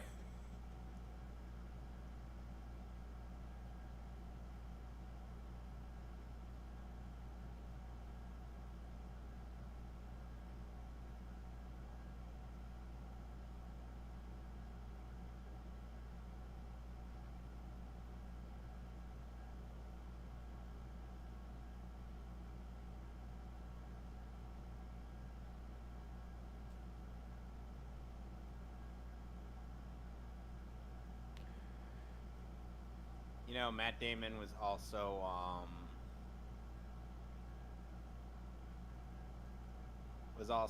like the typical goody two shoes in the True Grit remake. Oh, yeah, I remember that. It was a really good movie. Yeah.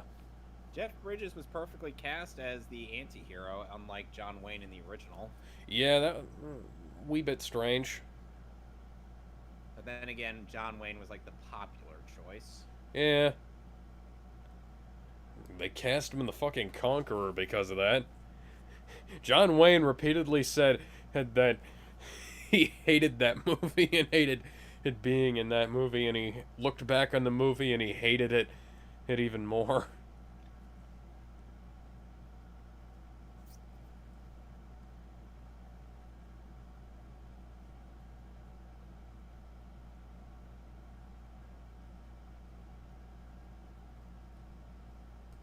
And of course, Superboy is still also the one person who could, you know,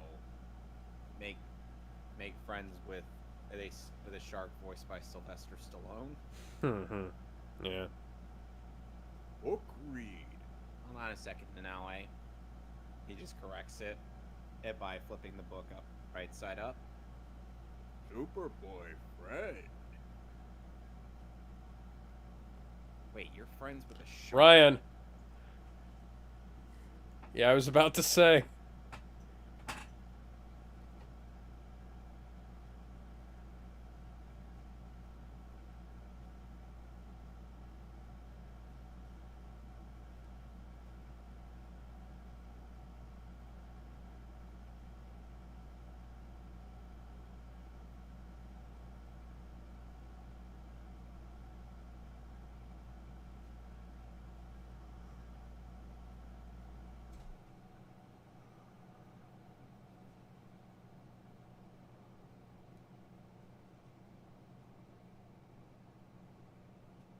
They bravely sacrificed themselves trying to find you, man. I have a belt like that. It's hanging up on the coat rack next to me.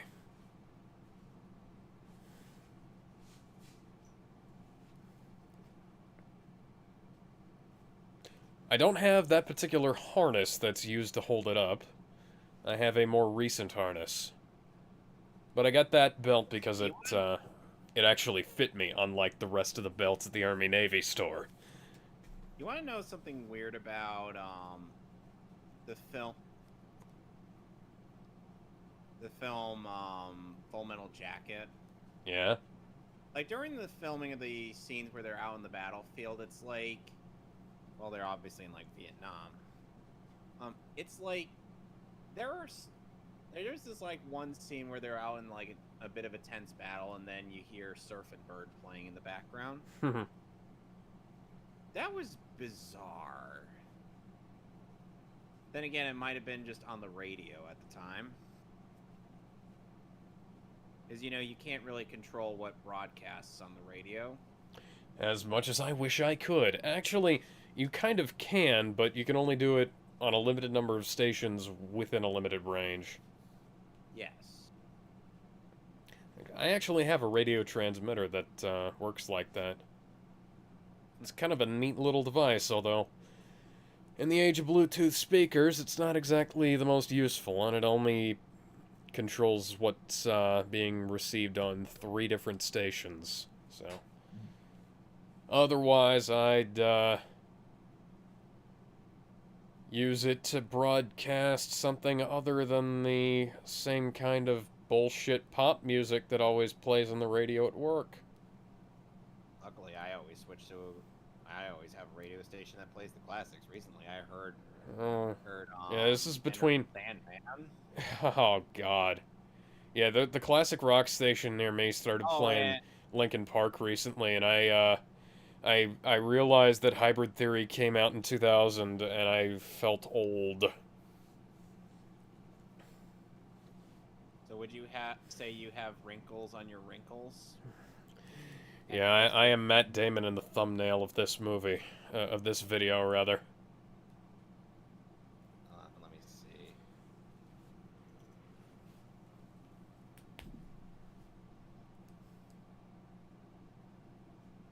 I don't see your face on there. No, I'm saying that was my reaction, basically. Okay.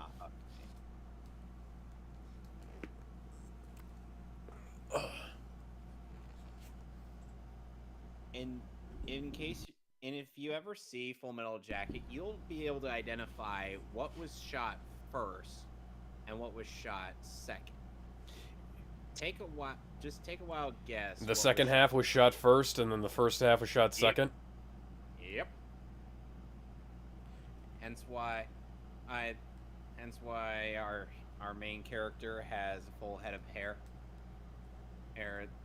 in the second half, despite having it mostly shaved in the first half? Yep. Yeah, I do remember reading about that. That is an interesting thing to note.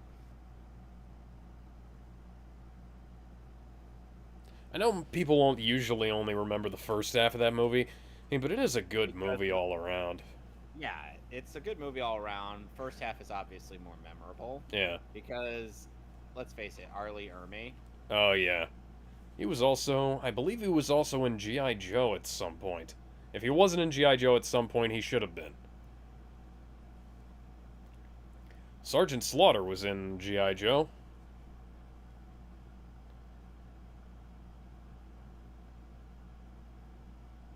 How do you think Harley would feel about Superboy?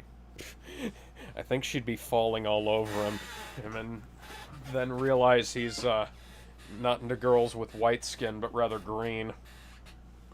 Well, remember McGann. Yeah, that's what I said. Remember what McGann is? Oh, yeah. Version. What, do I have the wrong kind of white skin for you? Actually, I'm already dating a ginger. You're like, oh, you like green. She has white skin normally. It's just we'll have to work on that. But it is a good idea.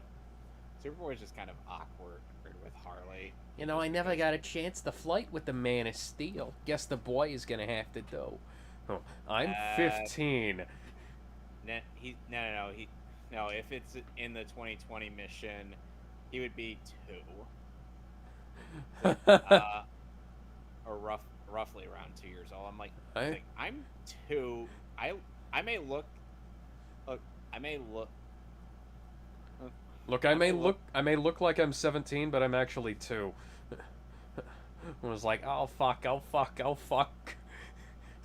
I know I'm already a crook, but I don't want to be put in prison for that.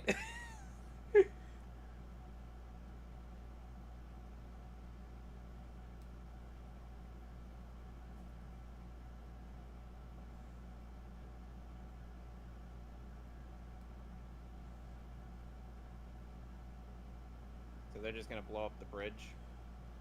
I think those are, maybe. I think those are, oh, that's TNT, trinitrotoluene. I was gonna say that was actually a 12-volt battery. I bet you they used a 12-volt battery casing as a prop, though, because that's right about the right size. The Godzilla, someone in the Godzilla fan club mistakenly assumed Reiwa era meant the 2014 Godzilla movie when that's the legendary film franchise. See, the problem with that is that Toho doesn't actually arrange their movies in like the eras of Godzilla start and end before the actual eras that of historical Japan.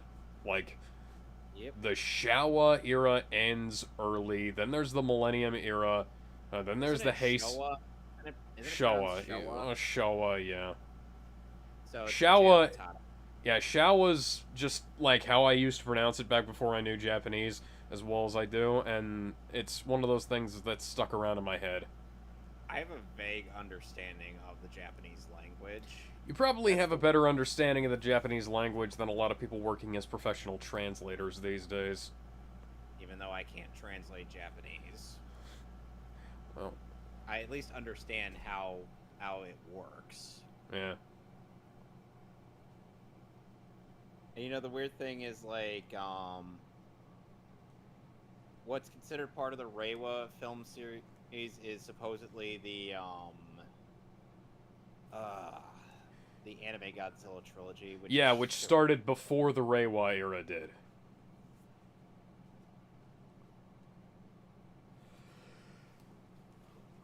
Well, then again, and because Hideaki Anno did the Shin Godzilla movie, that only made it fit to have a crossover with Eva. Yeah, Hideaki Anno's also doing Shin Ultraman and Shin Kamen Rider. Well, at the very least, he doesn't have to do Eva anymore. What? It's true. Yeah.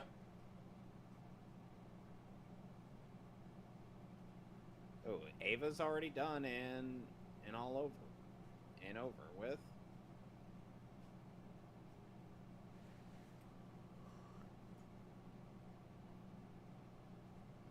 Which, by the way, even Ava has a somewhat realistic depiction of PTSD. Yeah, there's a whole bunch of stuff in that I cut out. And, It is an abridged series after all. and yet Young Justice can't even do that right.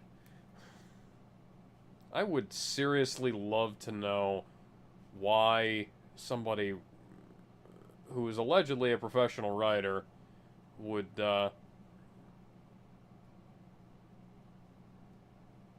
fail so badly at something that That's funny. He's trying to get something out of there, but there's practically nothing. I don't even care. I don't care what it is. It doesn't have to be coffee. I just need something. Damn it.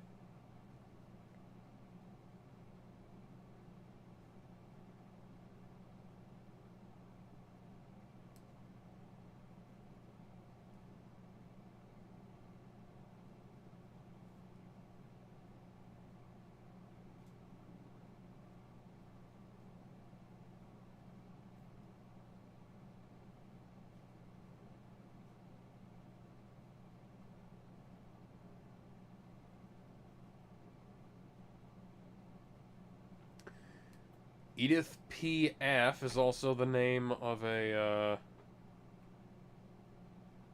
British writer. Not Edith Piaf, Edith P. Aff.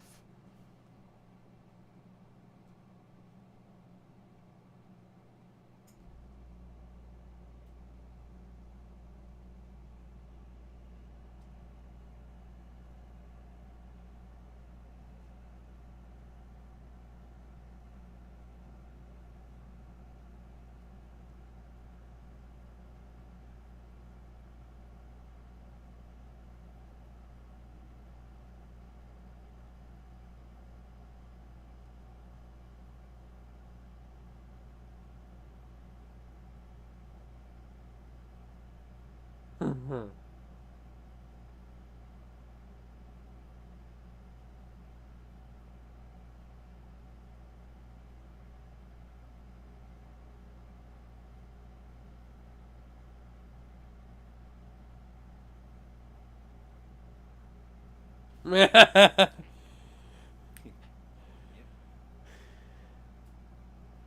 Can you? Just preparing. They're just preparing for what's to come. Having one last moment, and then. Then war. Yep. It's a nice little scene.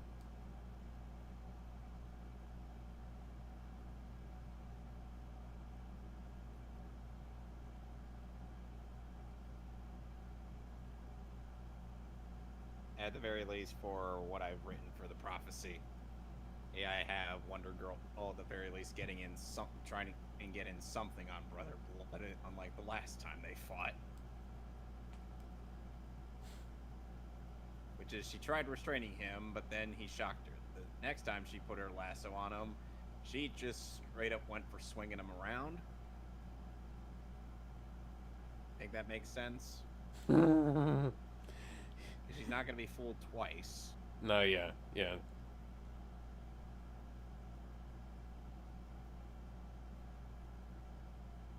I swear, it's really interesting how they keep that character or thing consistent, and with his. Well, it is. And they are doing like little things that films have forgotten how to do these days. Giving characters like little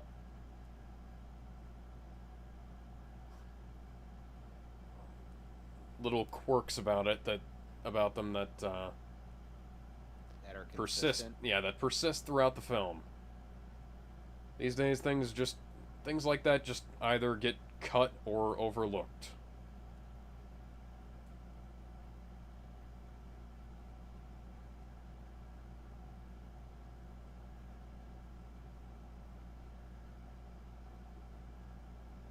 And some people try.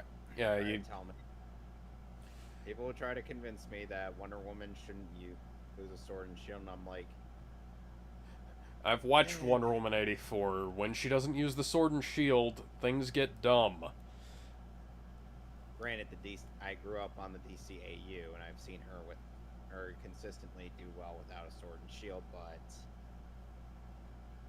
I feel like the sword and shield adds a bit more creativity to fight choreography. Yeah, because otherwise she's a lot like Superman. Yeah. So that's kind of why, even in my writing, I'm still gonna have her use sword and shield. Mm-hmm. Like, I'm sorry to the old-fashioned people. I enjoy. I grew up on Wonder Woman not using a sword and shield, but even I gotta admit, it when it's kind of necessary. You know, I have to wonder if maybe, just maybe, Zack Snyder could have possibly hinted it at the whole her being able to fly thing in '84, based on like the fact like how high she could just jump and whatnot. I mean, considering she wasn't flying in Justice League, no. I know that, but I'm just saying, like, because of that one action bit, like, maybe she's still tapping into that potential of hers, but maybe '84 shouldn't have done that so prematurely. Yeah, well, Wonder Woman 84 was a bit premature in general. Like, it should have gone back into the. It should have gone back in the writing room for a little bit. yep. And this is also like it's really nice that we're actually getting some character in for the guy we've gone after. Mm-hmm. Or this whole time, because otherwise, why would we give a shit? Like, I know we're talking over some of this stuff, but it's really interesting how they've actually made us care that this guy, I is who we're going after. Because as the dude who made it clear that he can't leave here, or while the Nazis are about to take the bridge. Mm-hmm. If they do that, then they get more territory. Character. Because unlike most other movies where they have their talking scenes, this actually has character. Or take notes, Loki, Falcon and the Winter Soldier.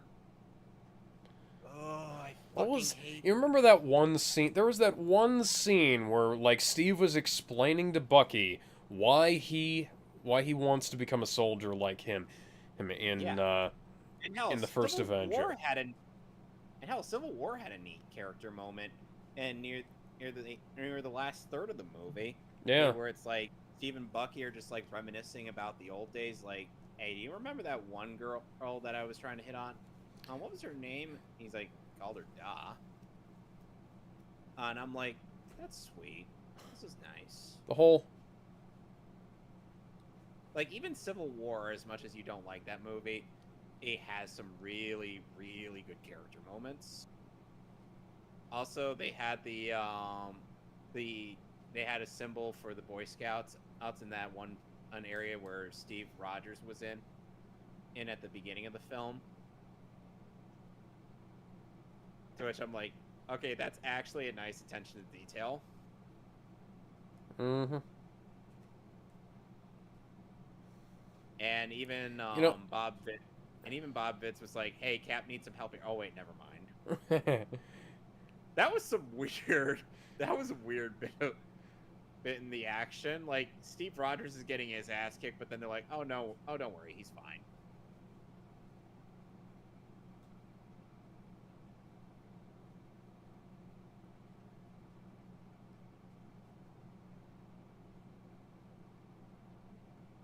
Now we're getting into the last third of the film.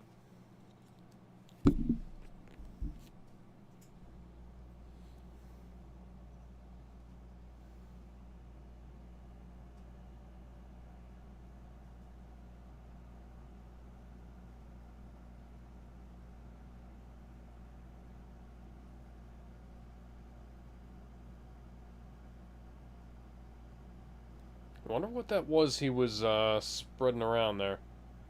Some kind of explosive powder? No, it was to cover the debt wire. Okay. Oh, yeah, that makes sense.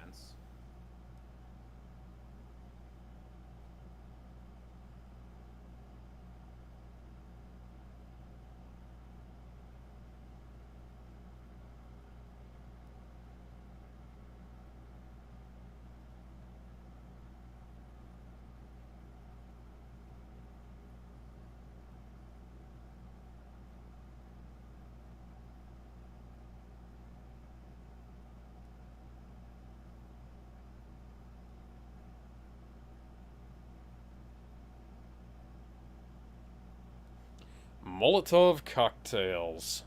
Ooh, yeah, that's good. Alright, boys, who's about to commit some fucking war crimes? Remember, it's not a war crime if the Germans don't live to tell about it. Indeed.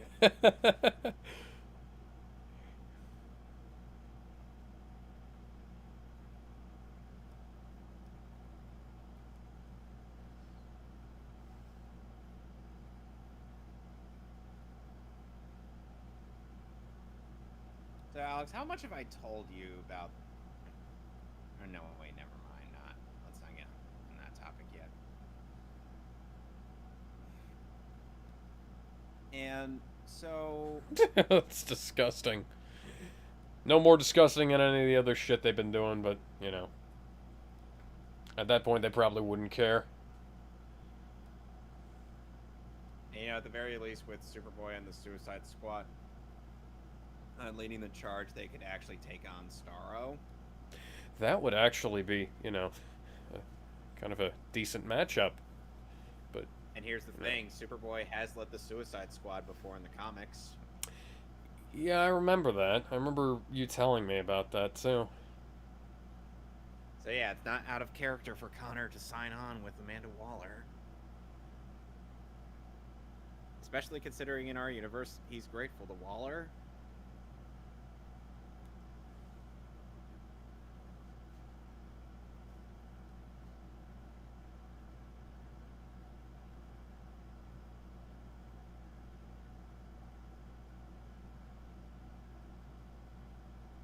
Hey, they got a second tank.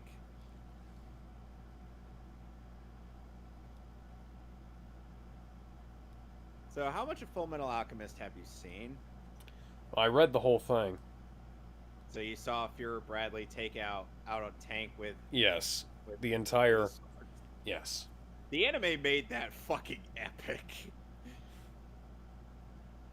Like, they added so much to that scene. And where the manga is just like a few panels and then that's it.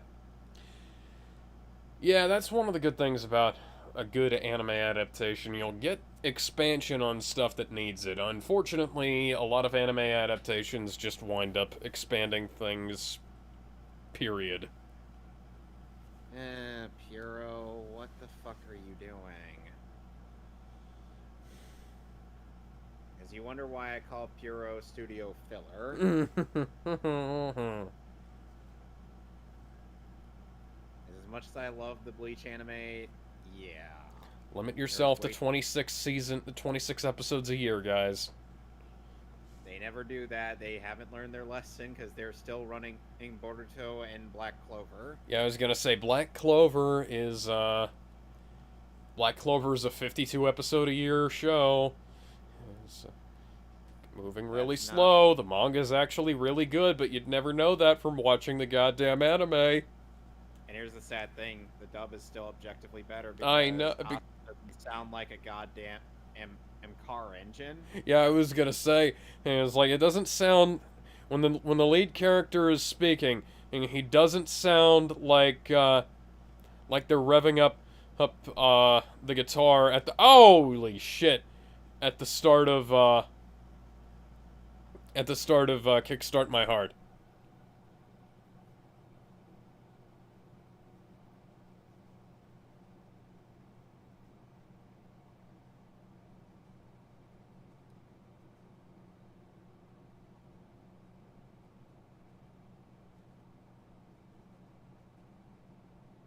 Just imagine a sad, somber version of "You Got a Friend in Me" playing in this. That sounds like Johnny Cash's cover of Hurt. Yes. Got a friend in me. You got a friend in me. When the road looks rough ahead and you're miles and miles from your nice warm bed, you just remember what your old pal said. Yeah, you got a friend in me.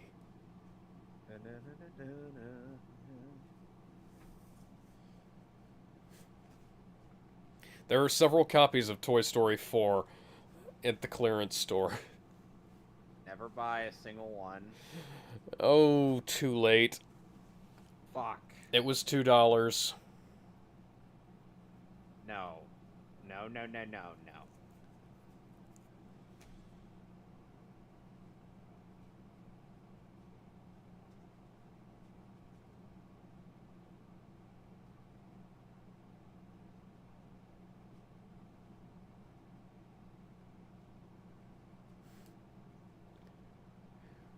Smart moving because a tank can't move without its treads. Those wheels Yep. are completely smooth. Now one of the thumbnails for Thor or Love and Thunder is literally just Chris Hemsworth's bare naked torso. I have to wonder, like, BVS got an R rating for the bat ass. I have to wonder, like, are they gonna leave it pixelated in the movie? No. Because they didn't leave Star-Lord's middle finger mosaic in the Okay, but is Love and Thunder gonna be R rated at that point? probably not. Because Marvel is weird. Or is he gonna be wearing like a thong or something? I sincerely doubt that. Remember how Marvel is with double standard bullshit? Well, this would be on the MPAA at that point, or the MPA now at that point, because like BVS got an R rating for the bat ass, and like Zack Snyder's Justice League got an R rating based solely on the profanity, I believe. What about all the actual blood in that? I guess you're right. Like there was But quite. then again, there was a lot of blood in a PG-13 movie we watched recently, wasn't there? I believe that was Days of Future Past. Yeah, there was a lot of blood in Days of Future Past, and there was a lot of blood in the theatrical cut of the Wolverine too. Yeah.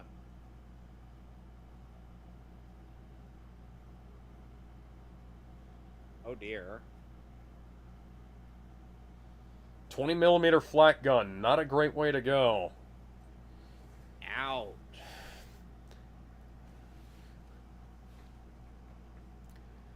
Have you ever seen somebody get taken apart by one of those in one of the Battlefield or Call of Duty games? It looks bad. It's not nearly as bad as it is in reality. Yeah.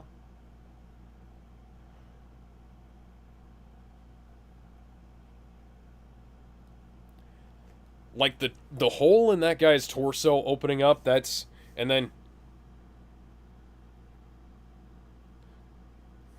then the head going away, that's like the bare fucking minimum.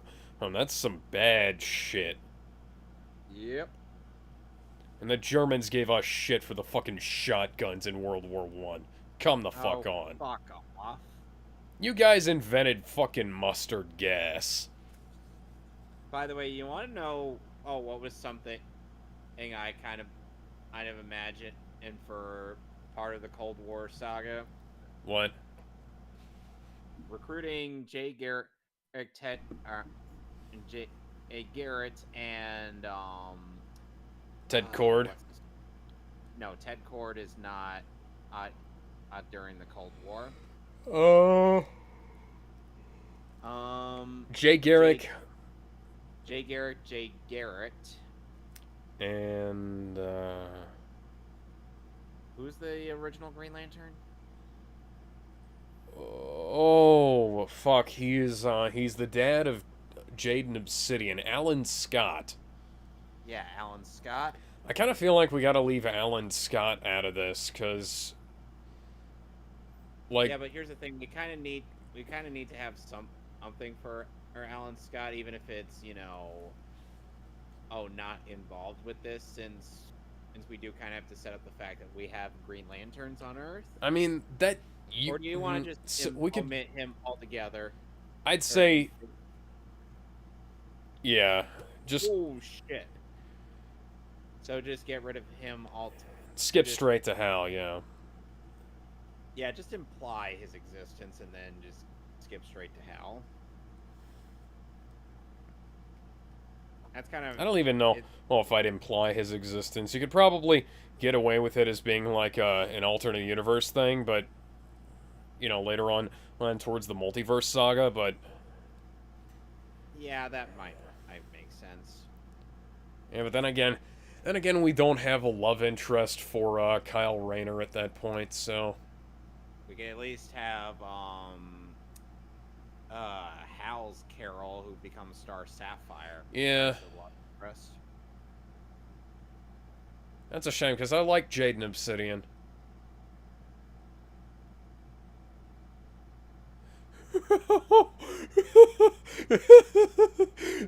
That should not have been funny, but it was. They find ways to make It's just like weird. Oh fuck! Oh fuck! Oh fuck! I just love how they're like just "Hey, get that bounces. shit out of It here." just bounces him in the chest, and he's like, "Holy shit!" And he's just like, "Get that shit out of here."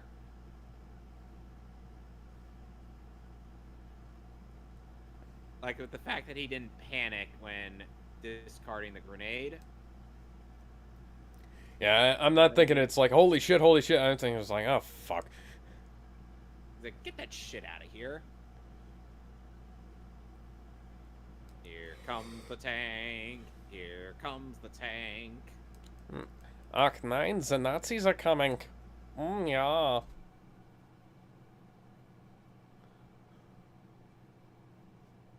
I still find it weird how in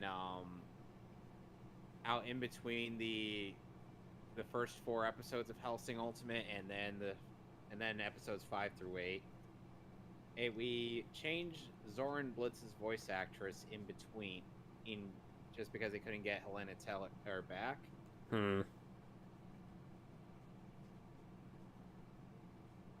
You'll see what I mean, but because it is a bit of a noticeable difference. Upham, tell me that wasn't you. It totally was.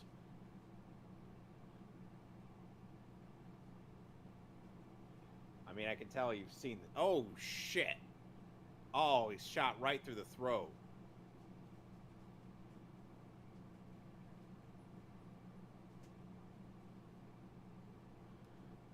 Waffen SS. One of the most ruthless units in the entirety of the Nazi army. Yeah, and Hellsing was, well, They portrayed them as vampires for a very good reason. It's the same reason why Vlad Depeche was portrayed as a vampire by his detractors. Bloodthirsty as fuck. You should hear Crispin Freeman's Romanian accent. It's really good.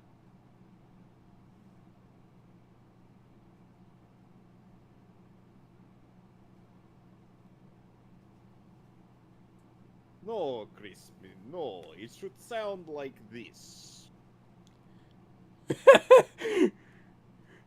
That was actually the words of his instructor. I'm not making that up. Because Crispin Freeman dedicates himself to a lot of his craft. God, this guy is...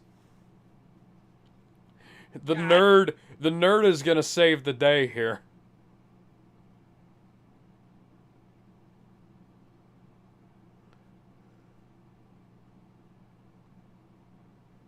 What?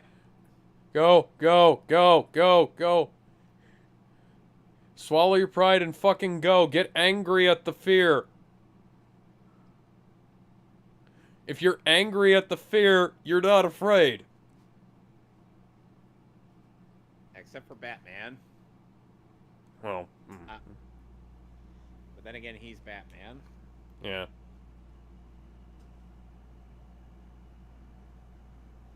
I wonder if we should ever... Oh yeah, that's a bayonet mountable knife.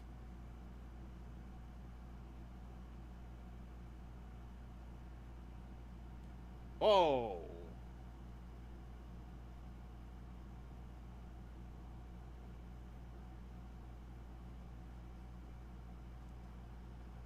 Jesus, this is a cruel way to die. Oh. That is a horrible way to die. It's like just having the knife slowly. What the fuck? That was just... Yeah, TV Tropes has that as the first moment they list as a funny moment. I'm not kidding. I can see why. They just throw their helmets, throw their guns rifles. jammed, throw their rifles, throw their helmets, all that shit.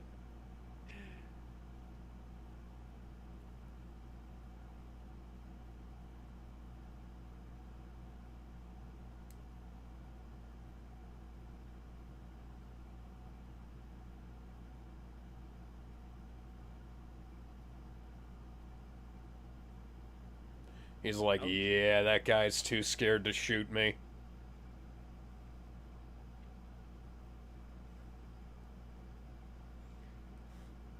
Get up there and man the machine gun, you pussy. Fucker.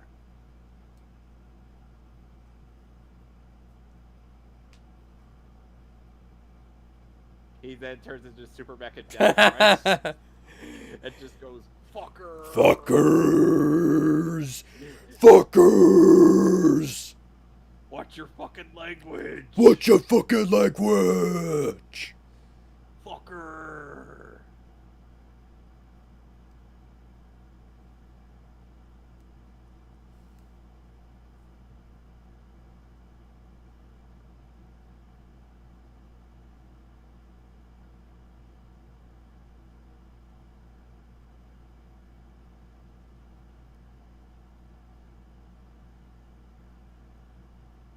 Oh, and you know what that guy that killed old Mellish is called? What? Steamboat Willie? Huh. Panzer Shrek. Now I'm picturing a Shrek-themed tank. Then you suddenly hear, somebody once Told me the world was gonna roll me. Holy shit! Oh no! It's a fucking Panzer battalion.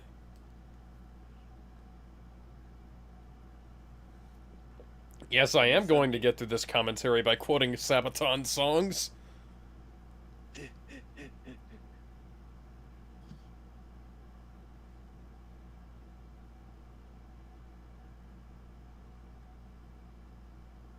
Guy's still going strong despite that limp. Well, he did only get clipped. He didn't actually get full-on body shot. So, Yep. I mean, hell, we saw. I mean, hell, in Winter Soldier, or Natasha gets like shot through her arm. She's like, and she's just like, oh god, yeah, if you've got some experience with pain and you've got some adrenaline running you, you won't even notice getting shot. Yep. If you've ever watched police body cam footage, there's a video of a guy running after a cop. The cop does a full mag dump into him, and the guy keeps running. And then his partner shoots like 7 times at the guy's legs, and eventually he falls over. And I don't know, I think the guy was on like speed or some shit. PCP or something. Whatever it was, he kept going beyond what you'd think are the limits of human biology. Which is also the subject of the Sabaton song Attack of the Dead Men. Which is also something that happened in war. Oh dear.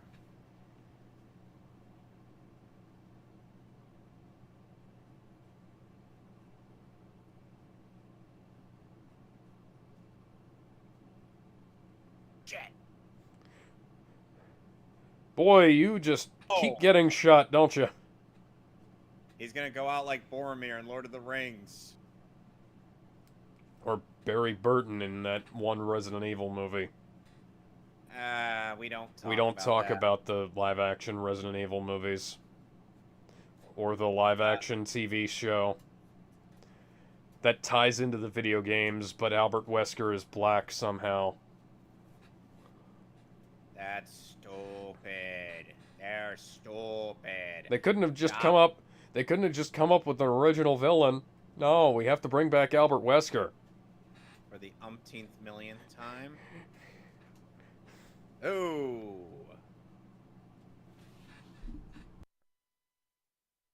Oh. Oh dear. Oh dear, our Tom Hanks is not doing too well. Think we might be about to get that famous scene of him shooting at a tank with a handgun. Oh yeah. Which became a medic up until 2018.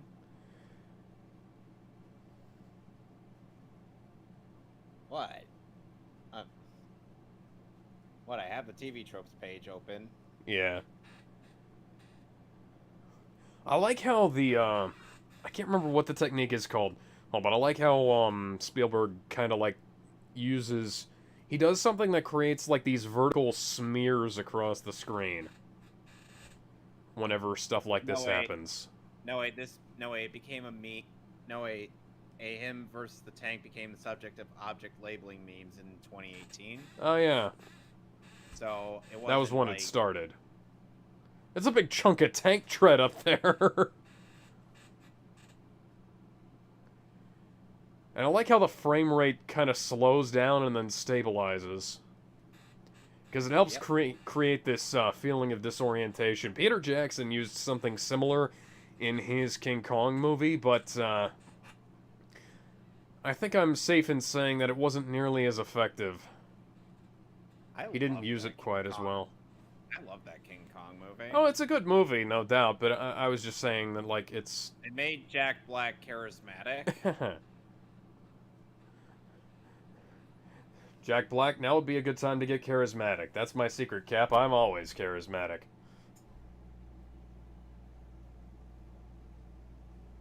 What's your favorite song by Tenacious D? Tribute. That's a good choice.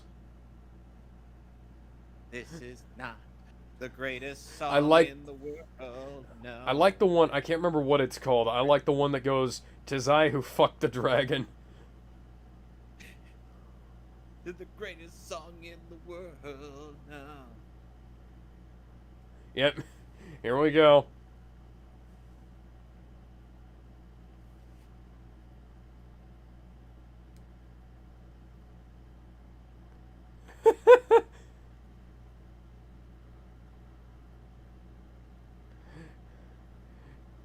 Hold your fire till you see the whites of their eyes. Remember what they said at Bunker Hill. If you can get one in that opening in the front, it'll bounce around the inside of the... Fuck yeah! America, fuck yeah. Coming again to save the motherfucking day, yeah. Yeah, America, fuck yeah. Freedom is the Only way, yeah. Terrorists, your game is through. I think we might be... I think we might be saved. If our guys don't bomb us by accident. Meanwhile, the wild geese are like, tell them and to bomb the other guys.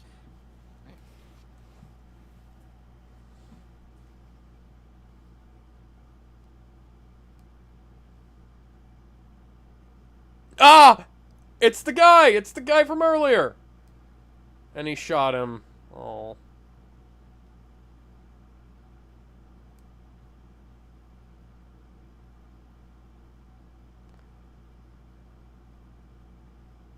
And he sent the rest of the guys out to go run away.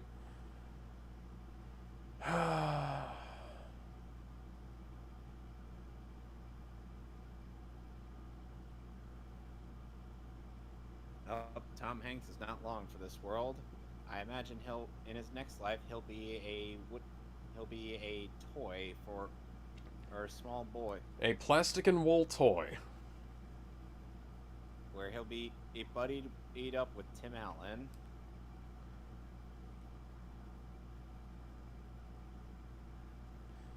Excellent score provided by John Williams.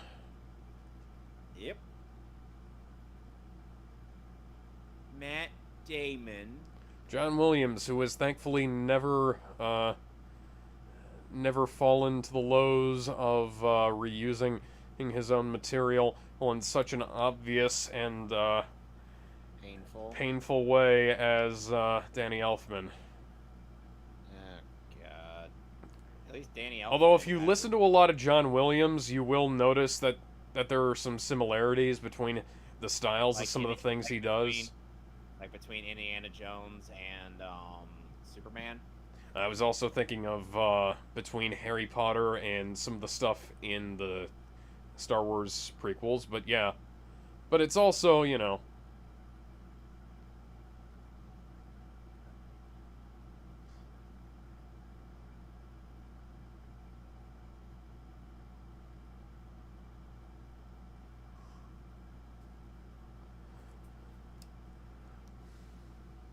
Godspeed, you magnificent bastard.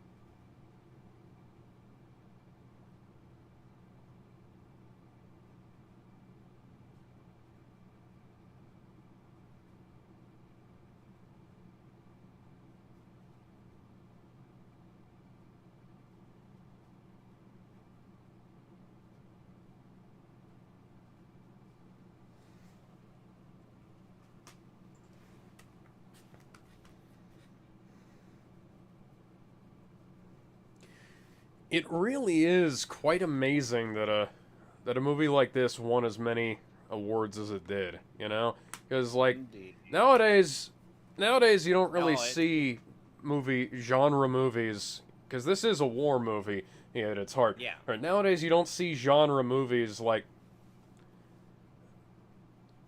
winning this many awards. You don't see, And I you know, think, you don't see war action films winning things like this. No.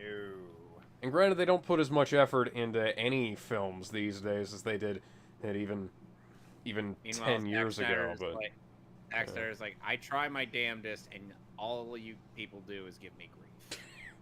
yeah, What the hell? And he's a nice guy. He's a really nice guy. we need to. Zack Snyder needs to direct like. Granted, it's Disney, so it's never gonna happen. And they need to finally get him to direct that Dragon Ball movie.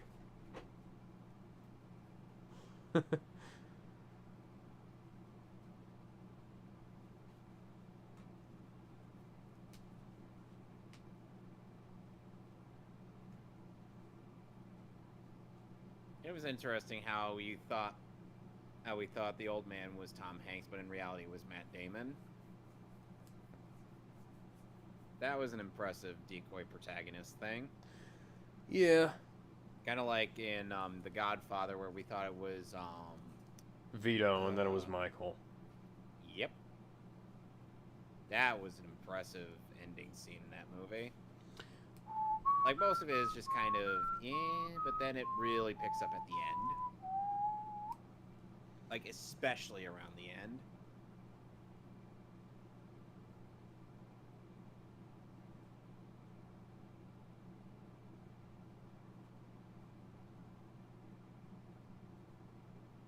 Are you going to tell us what happened, Cap? No, I don't think I will.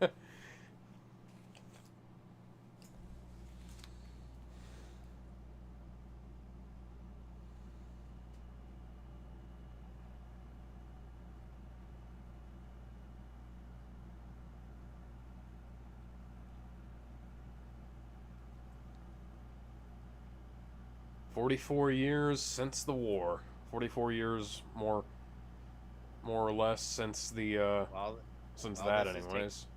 all this is taking place in 1998. Yep.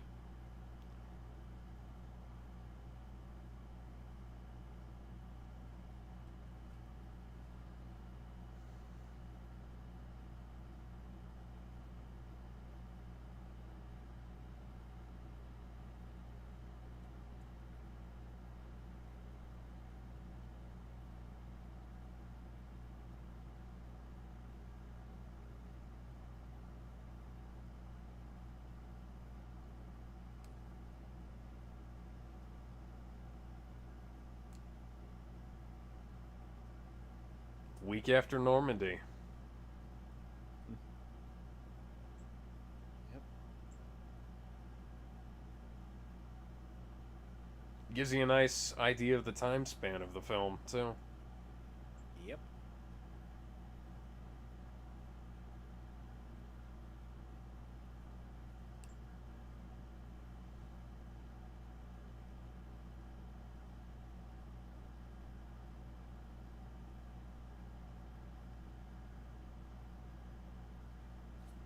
10 out of 10. Yep. 10 out of 10. Great movie. So, for our next unofficial commentary, we will be tackling the amazing Spooderman. Yes, next week will be the first Amazing Spider-Man. The week after that is going to be X-Men Apocalypse. Yep. The Doing next... them in release order. Yes. The next holiday film we will be doing is going to be... Oh, it's... Team America Yeah, World Team Police. America World Police in July. And after the TASM movies, we will be tackling the entirety of the DCEU. And after X-Men, we're going to move on to the Dark Knight trilogy. And after the Dark Knight, we'll be doing... Which is the longest span of films I think we'll be doing. Yep. Because that... Aside from maybe the MCU. Oh yeah, but that's... We're breaking those up. We're not doing that all in a row, Yeah. you know? Yeah. The DCAMU was our second longest. Yeah. And then... Let's see. 1, 2, 3, 4, 5, 6, 7, 8, 9, 10, 12, 13, 14, 15, 16... 16 movies uninterrupted from the DCAMU. Which makes... Oh, Bryan Cranston was in this. Holy crap. Yes, and Paul Giamatti, Ryan Hurst. Quite the all-star cast they had in this. Yeah, and, you know, Paul, let's see. I mean, Paul Giamatti had, I think he'd already made it big by this point. Bryan Cranston was still yet to get his biggest breaks, which were in Malcolm in the Middle and Breaking Bad. I am the one who knocks. And the funniest thing was, he kind of got his big start in Power Rangers, and then he went on to go play Zordon in the Power Rangers movie. Which unfortunately never got a sequel. They teased Tommy, and then they didn't make a fucking sequel, and now the next Power Rangers movie is going to have time travel in it, and I want to fucking punch somebody. And you want to know something interesting? You know how I said there was a bit where Tim was commenting on the fact that his mom found his chemistry set. Turns out it wasn't an anachronism. And I said that conversation happened in like 2014. Okay. Breaking Ben- Bad aired in 2008. Ben said, "Hi, my name is Markiplier, and I've never done drugs." Hi, Ben. And Tim's mom, because of her fondness of Breaking Bad, thought that Tim was getting into crystal meth. So is he Heisenberg, or is he what's his name? What's his fucking name? The kid from that Jesse. Is he Heisenberg or Jesse? Yes. And his dad in the wheelchair is just like, "Honey, I don't think we should just assume these things. Come on." But he's got so many chemistry sets here. Or what else could they be for? He doesn't really tell us anything about himself. Well, I'm sure we'll figure it out someday. How can you be so calm about this? Because I have faith in our kid. Also, you know what those chemistry sets could be for, right? Right? What? He could be making webbing. You're like, no, that nut is in Metropolis. But maybe he's selling the webbing to Spider-Man. How would Tim be able to get into contact with Peter to do that?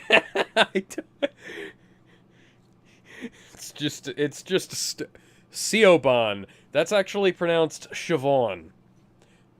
Post-production sound services provided by Skywalker Sound.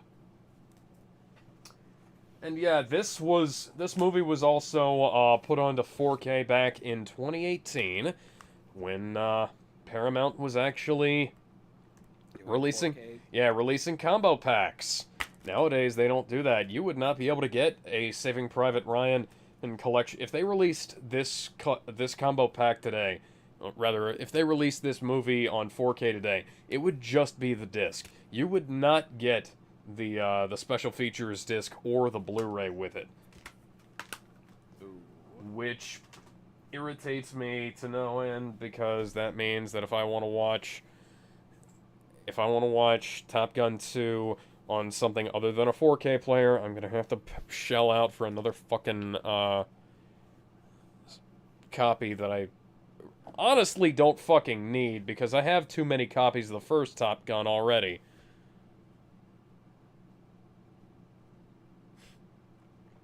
If ever I want to watch Top Gun on Betamax, I can do that.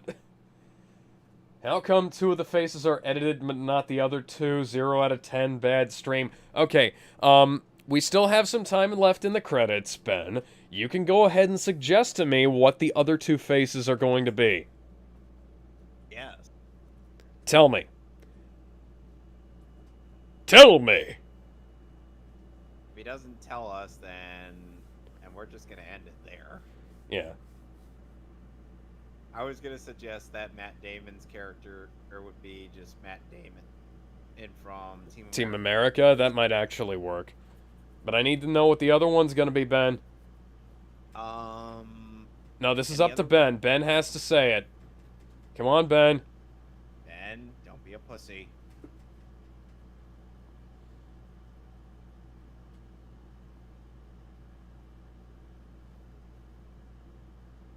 The movie's already over, Ben, but I'm gonna give you a little more time. Oh yeah, they also did a brand new Dolby Atmos transfer for the for this movie as well, which was absolutely fantastic, but not quite as loud on stereo headphones as the original 5.1 Dolby Digital was. And because this is a 4K disc, they had a lot of space. A disgruntled Sora. No Sora. It has to be something related to... Ben, it has to be something related to either a running gag from this show or Saving Private Ryan. Yeah, we have English audio description, German 5.1 Dolby Digital. Which is... I almost wanna watch the German dub of Saving Private Ryan. That'd be kind of funny. Or the Italian one. I wonder what the Japanese one's like. And this one, hey, Warner Brothers, we have Parisian French on here. Not fucking Quebec French. All right, Ben. Since you didn't come up with another face in time, I'm going to discount your rating. Oh, you have something? Do you have something?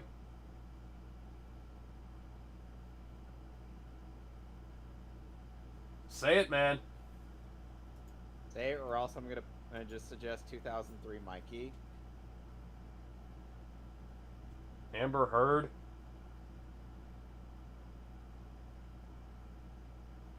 Fuck it. Why not? No, this is better. Okay. Here we go.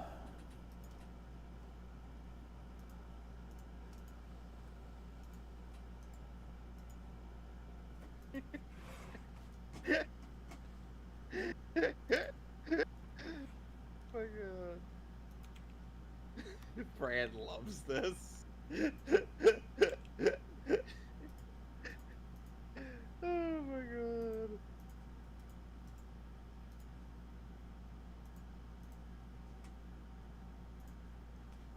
I'm still waiting on the edits. Oh, they're coming. Okay. And I still need the edit request that I made earlier. Oh, that, yeah. Of Mouthpiece with Grimjow on Beast Boy. That may not be possible, but I'll try. Hey, you could always find a better mouthpiece bit to use.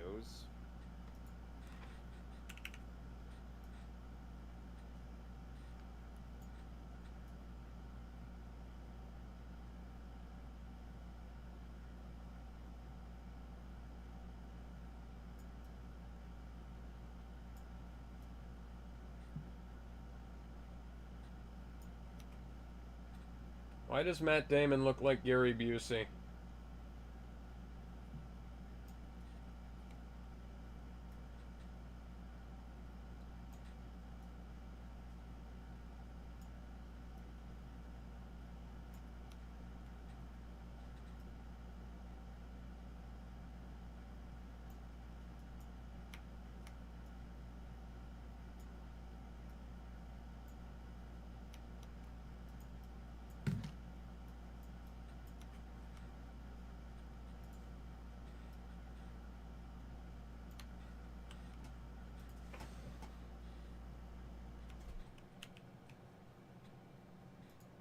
Certain thing, because tomorrow I'm doing Resident Evil.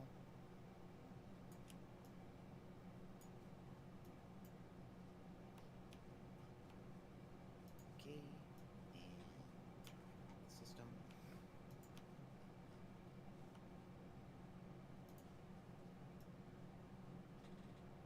Okay, so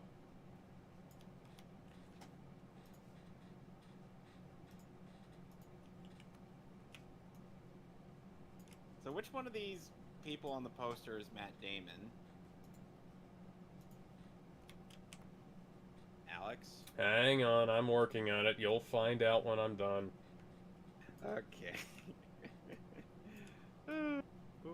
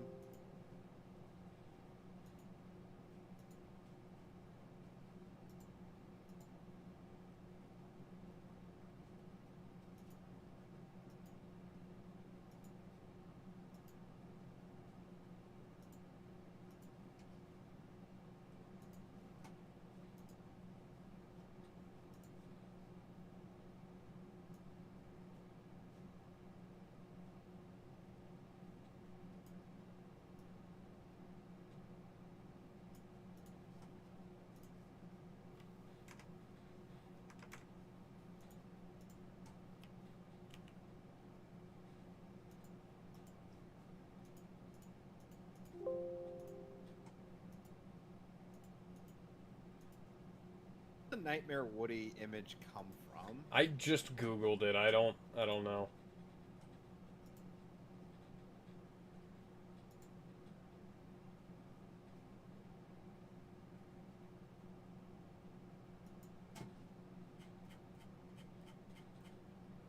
So you just Googled Nightmare Woody. Yeah. Actually, I Googled rape face Woody.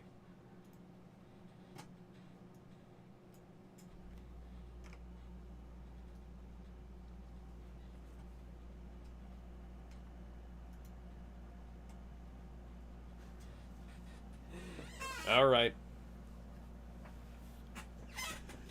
Can you see it? Yes. Yes, that looks great. There is absolutely nothing wrong. I repeat, there is absolutely nothing wrong with this movie poster. Nope, This is nothing. definitely the poster as it was released back in the day.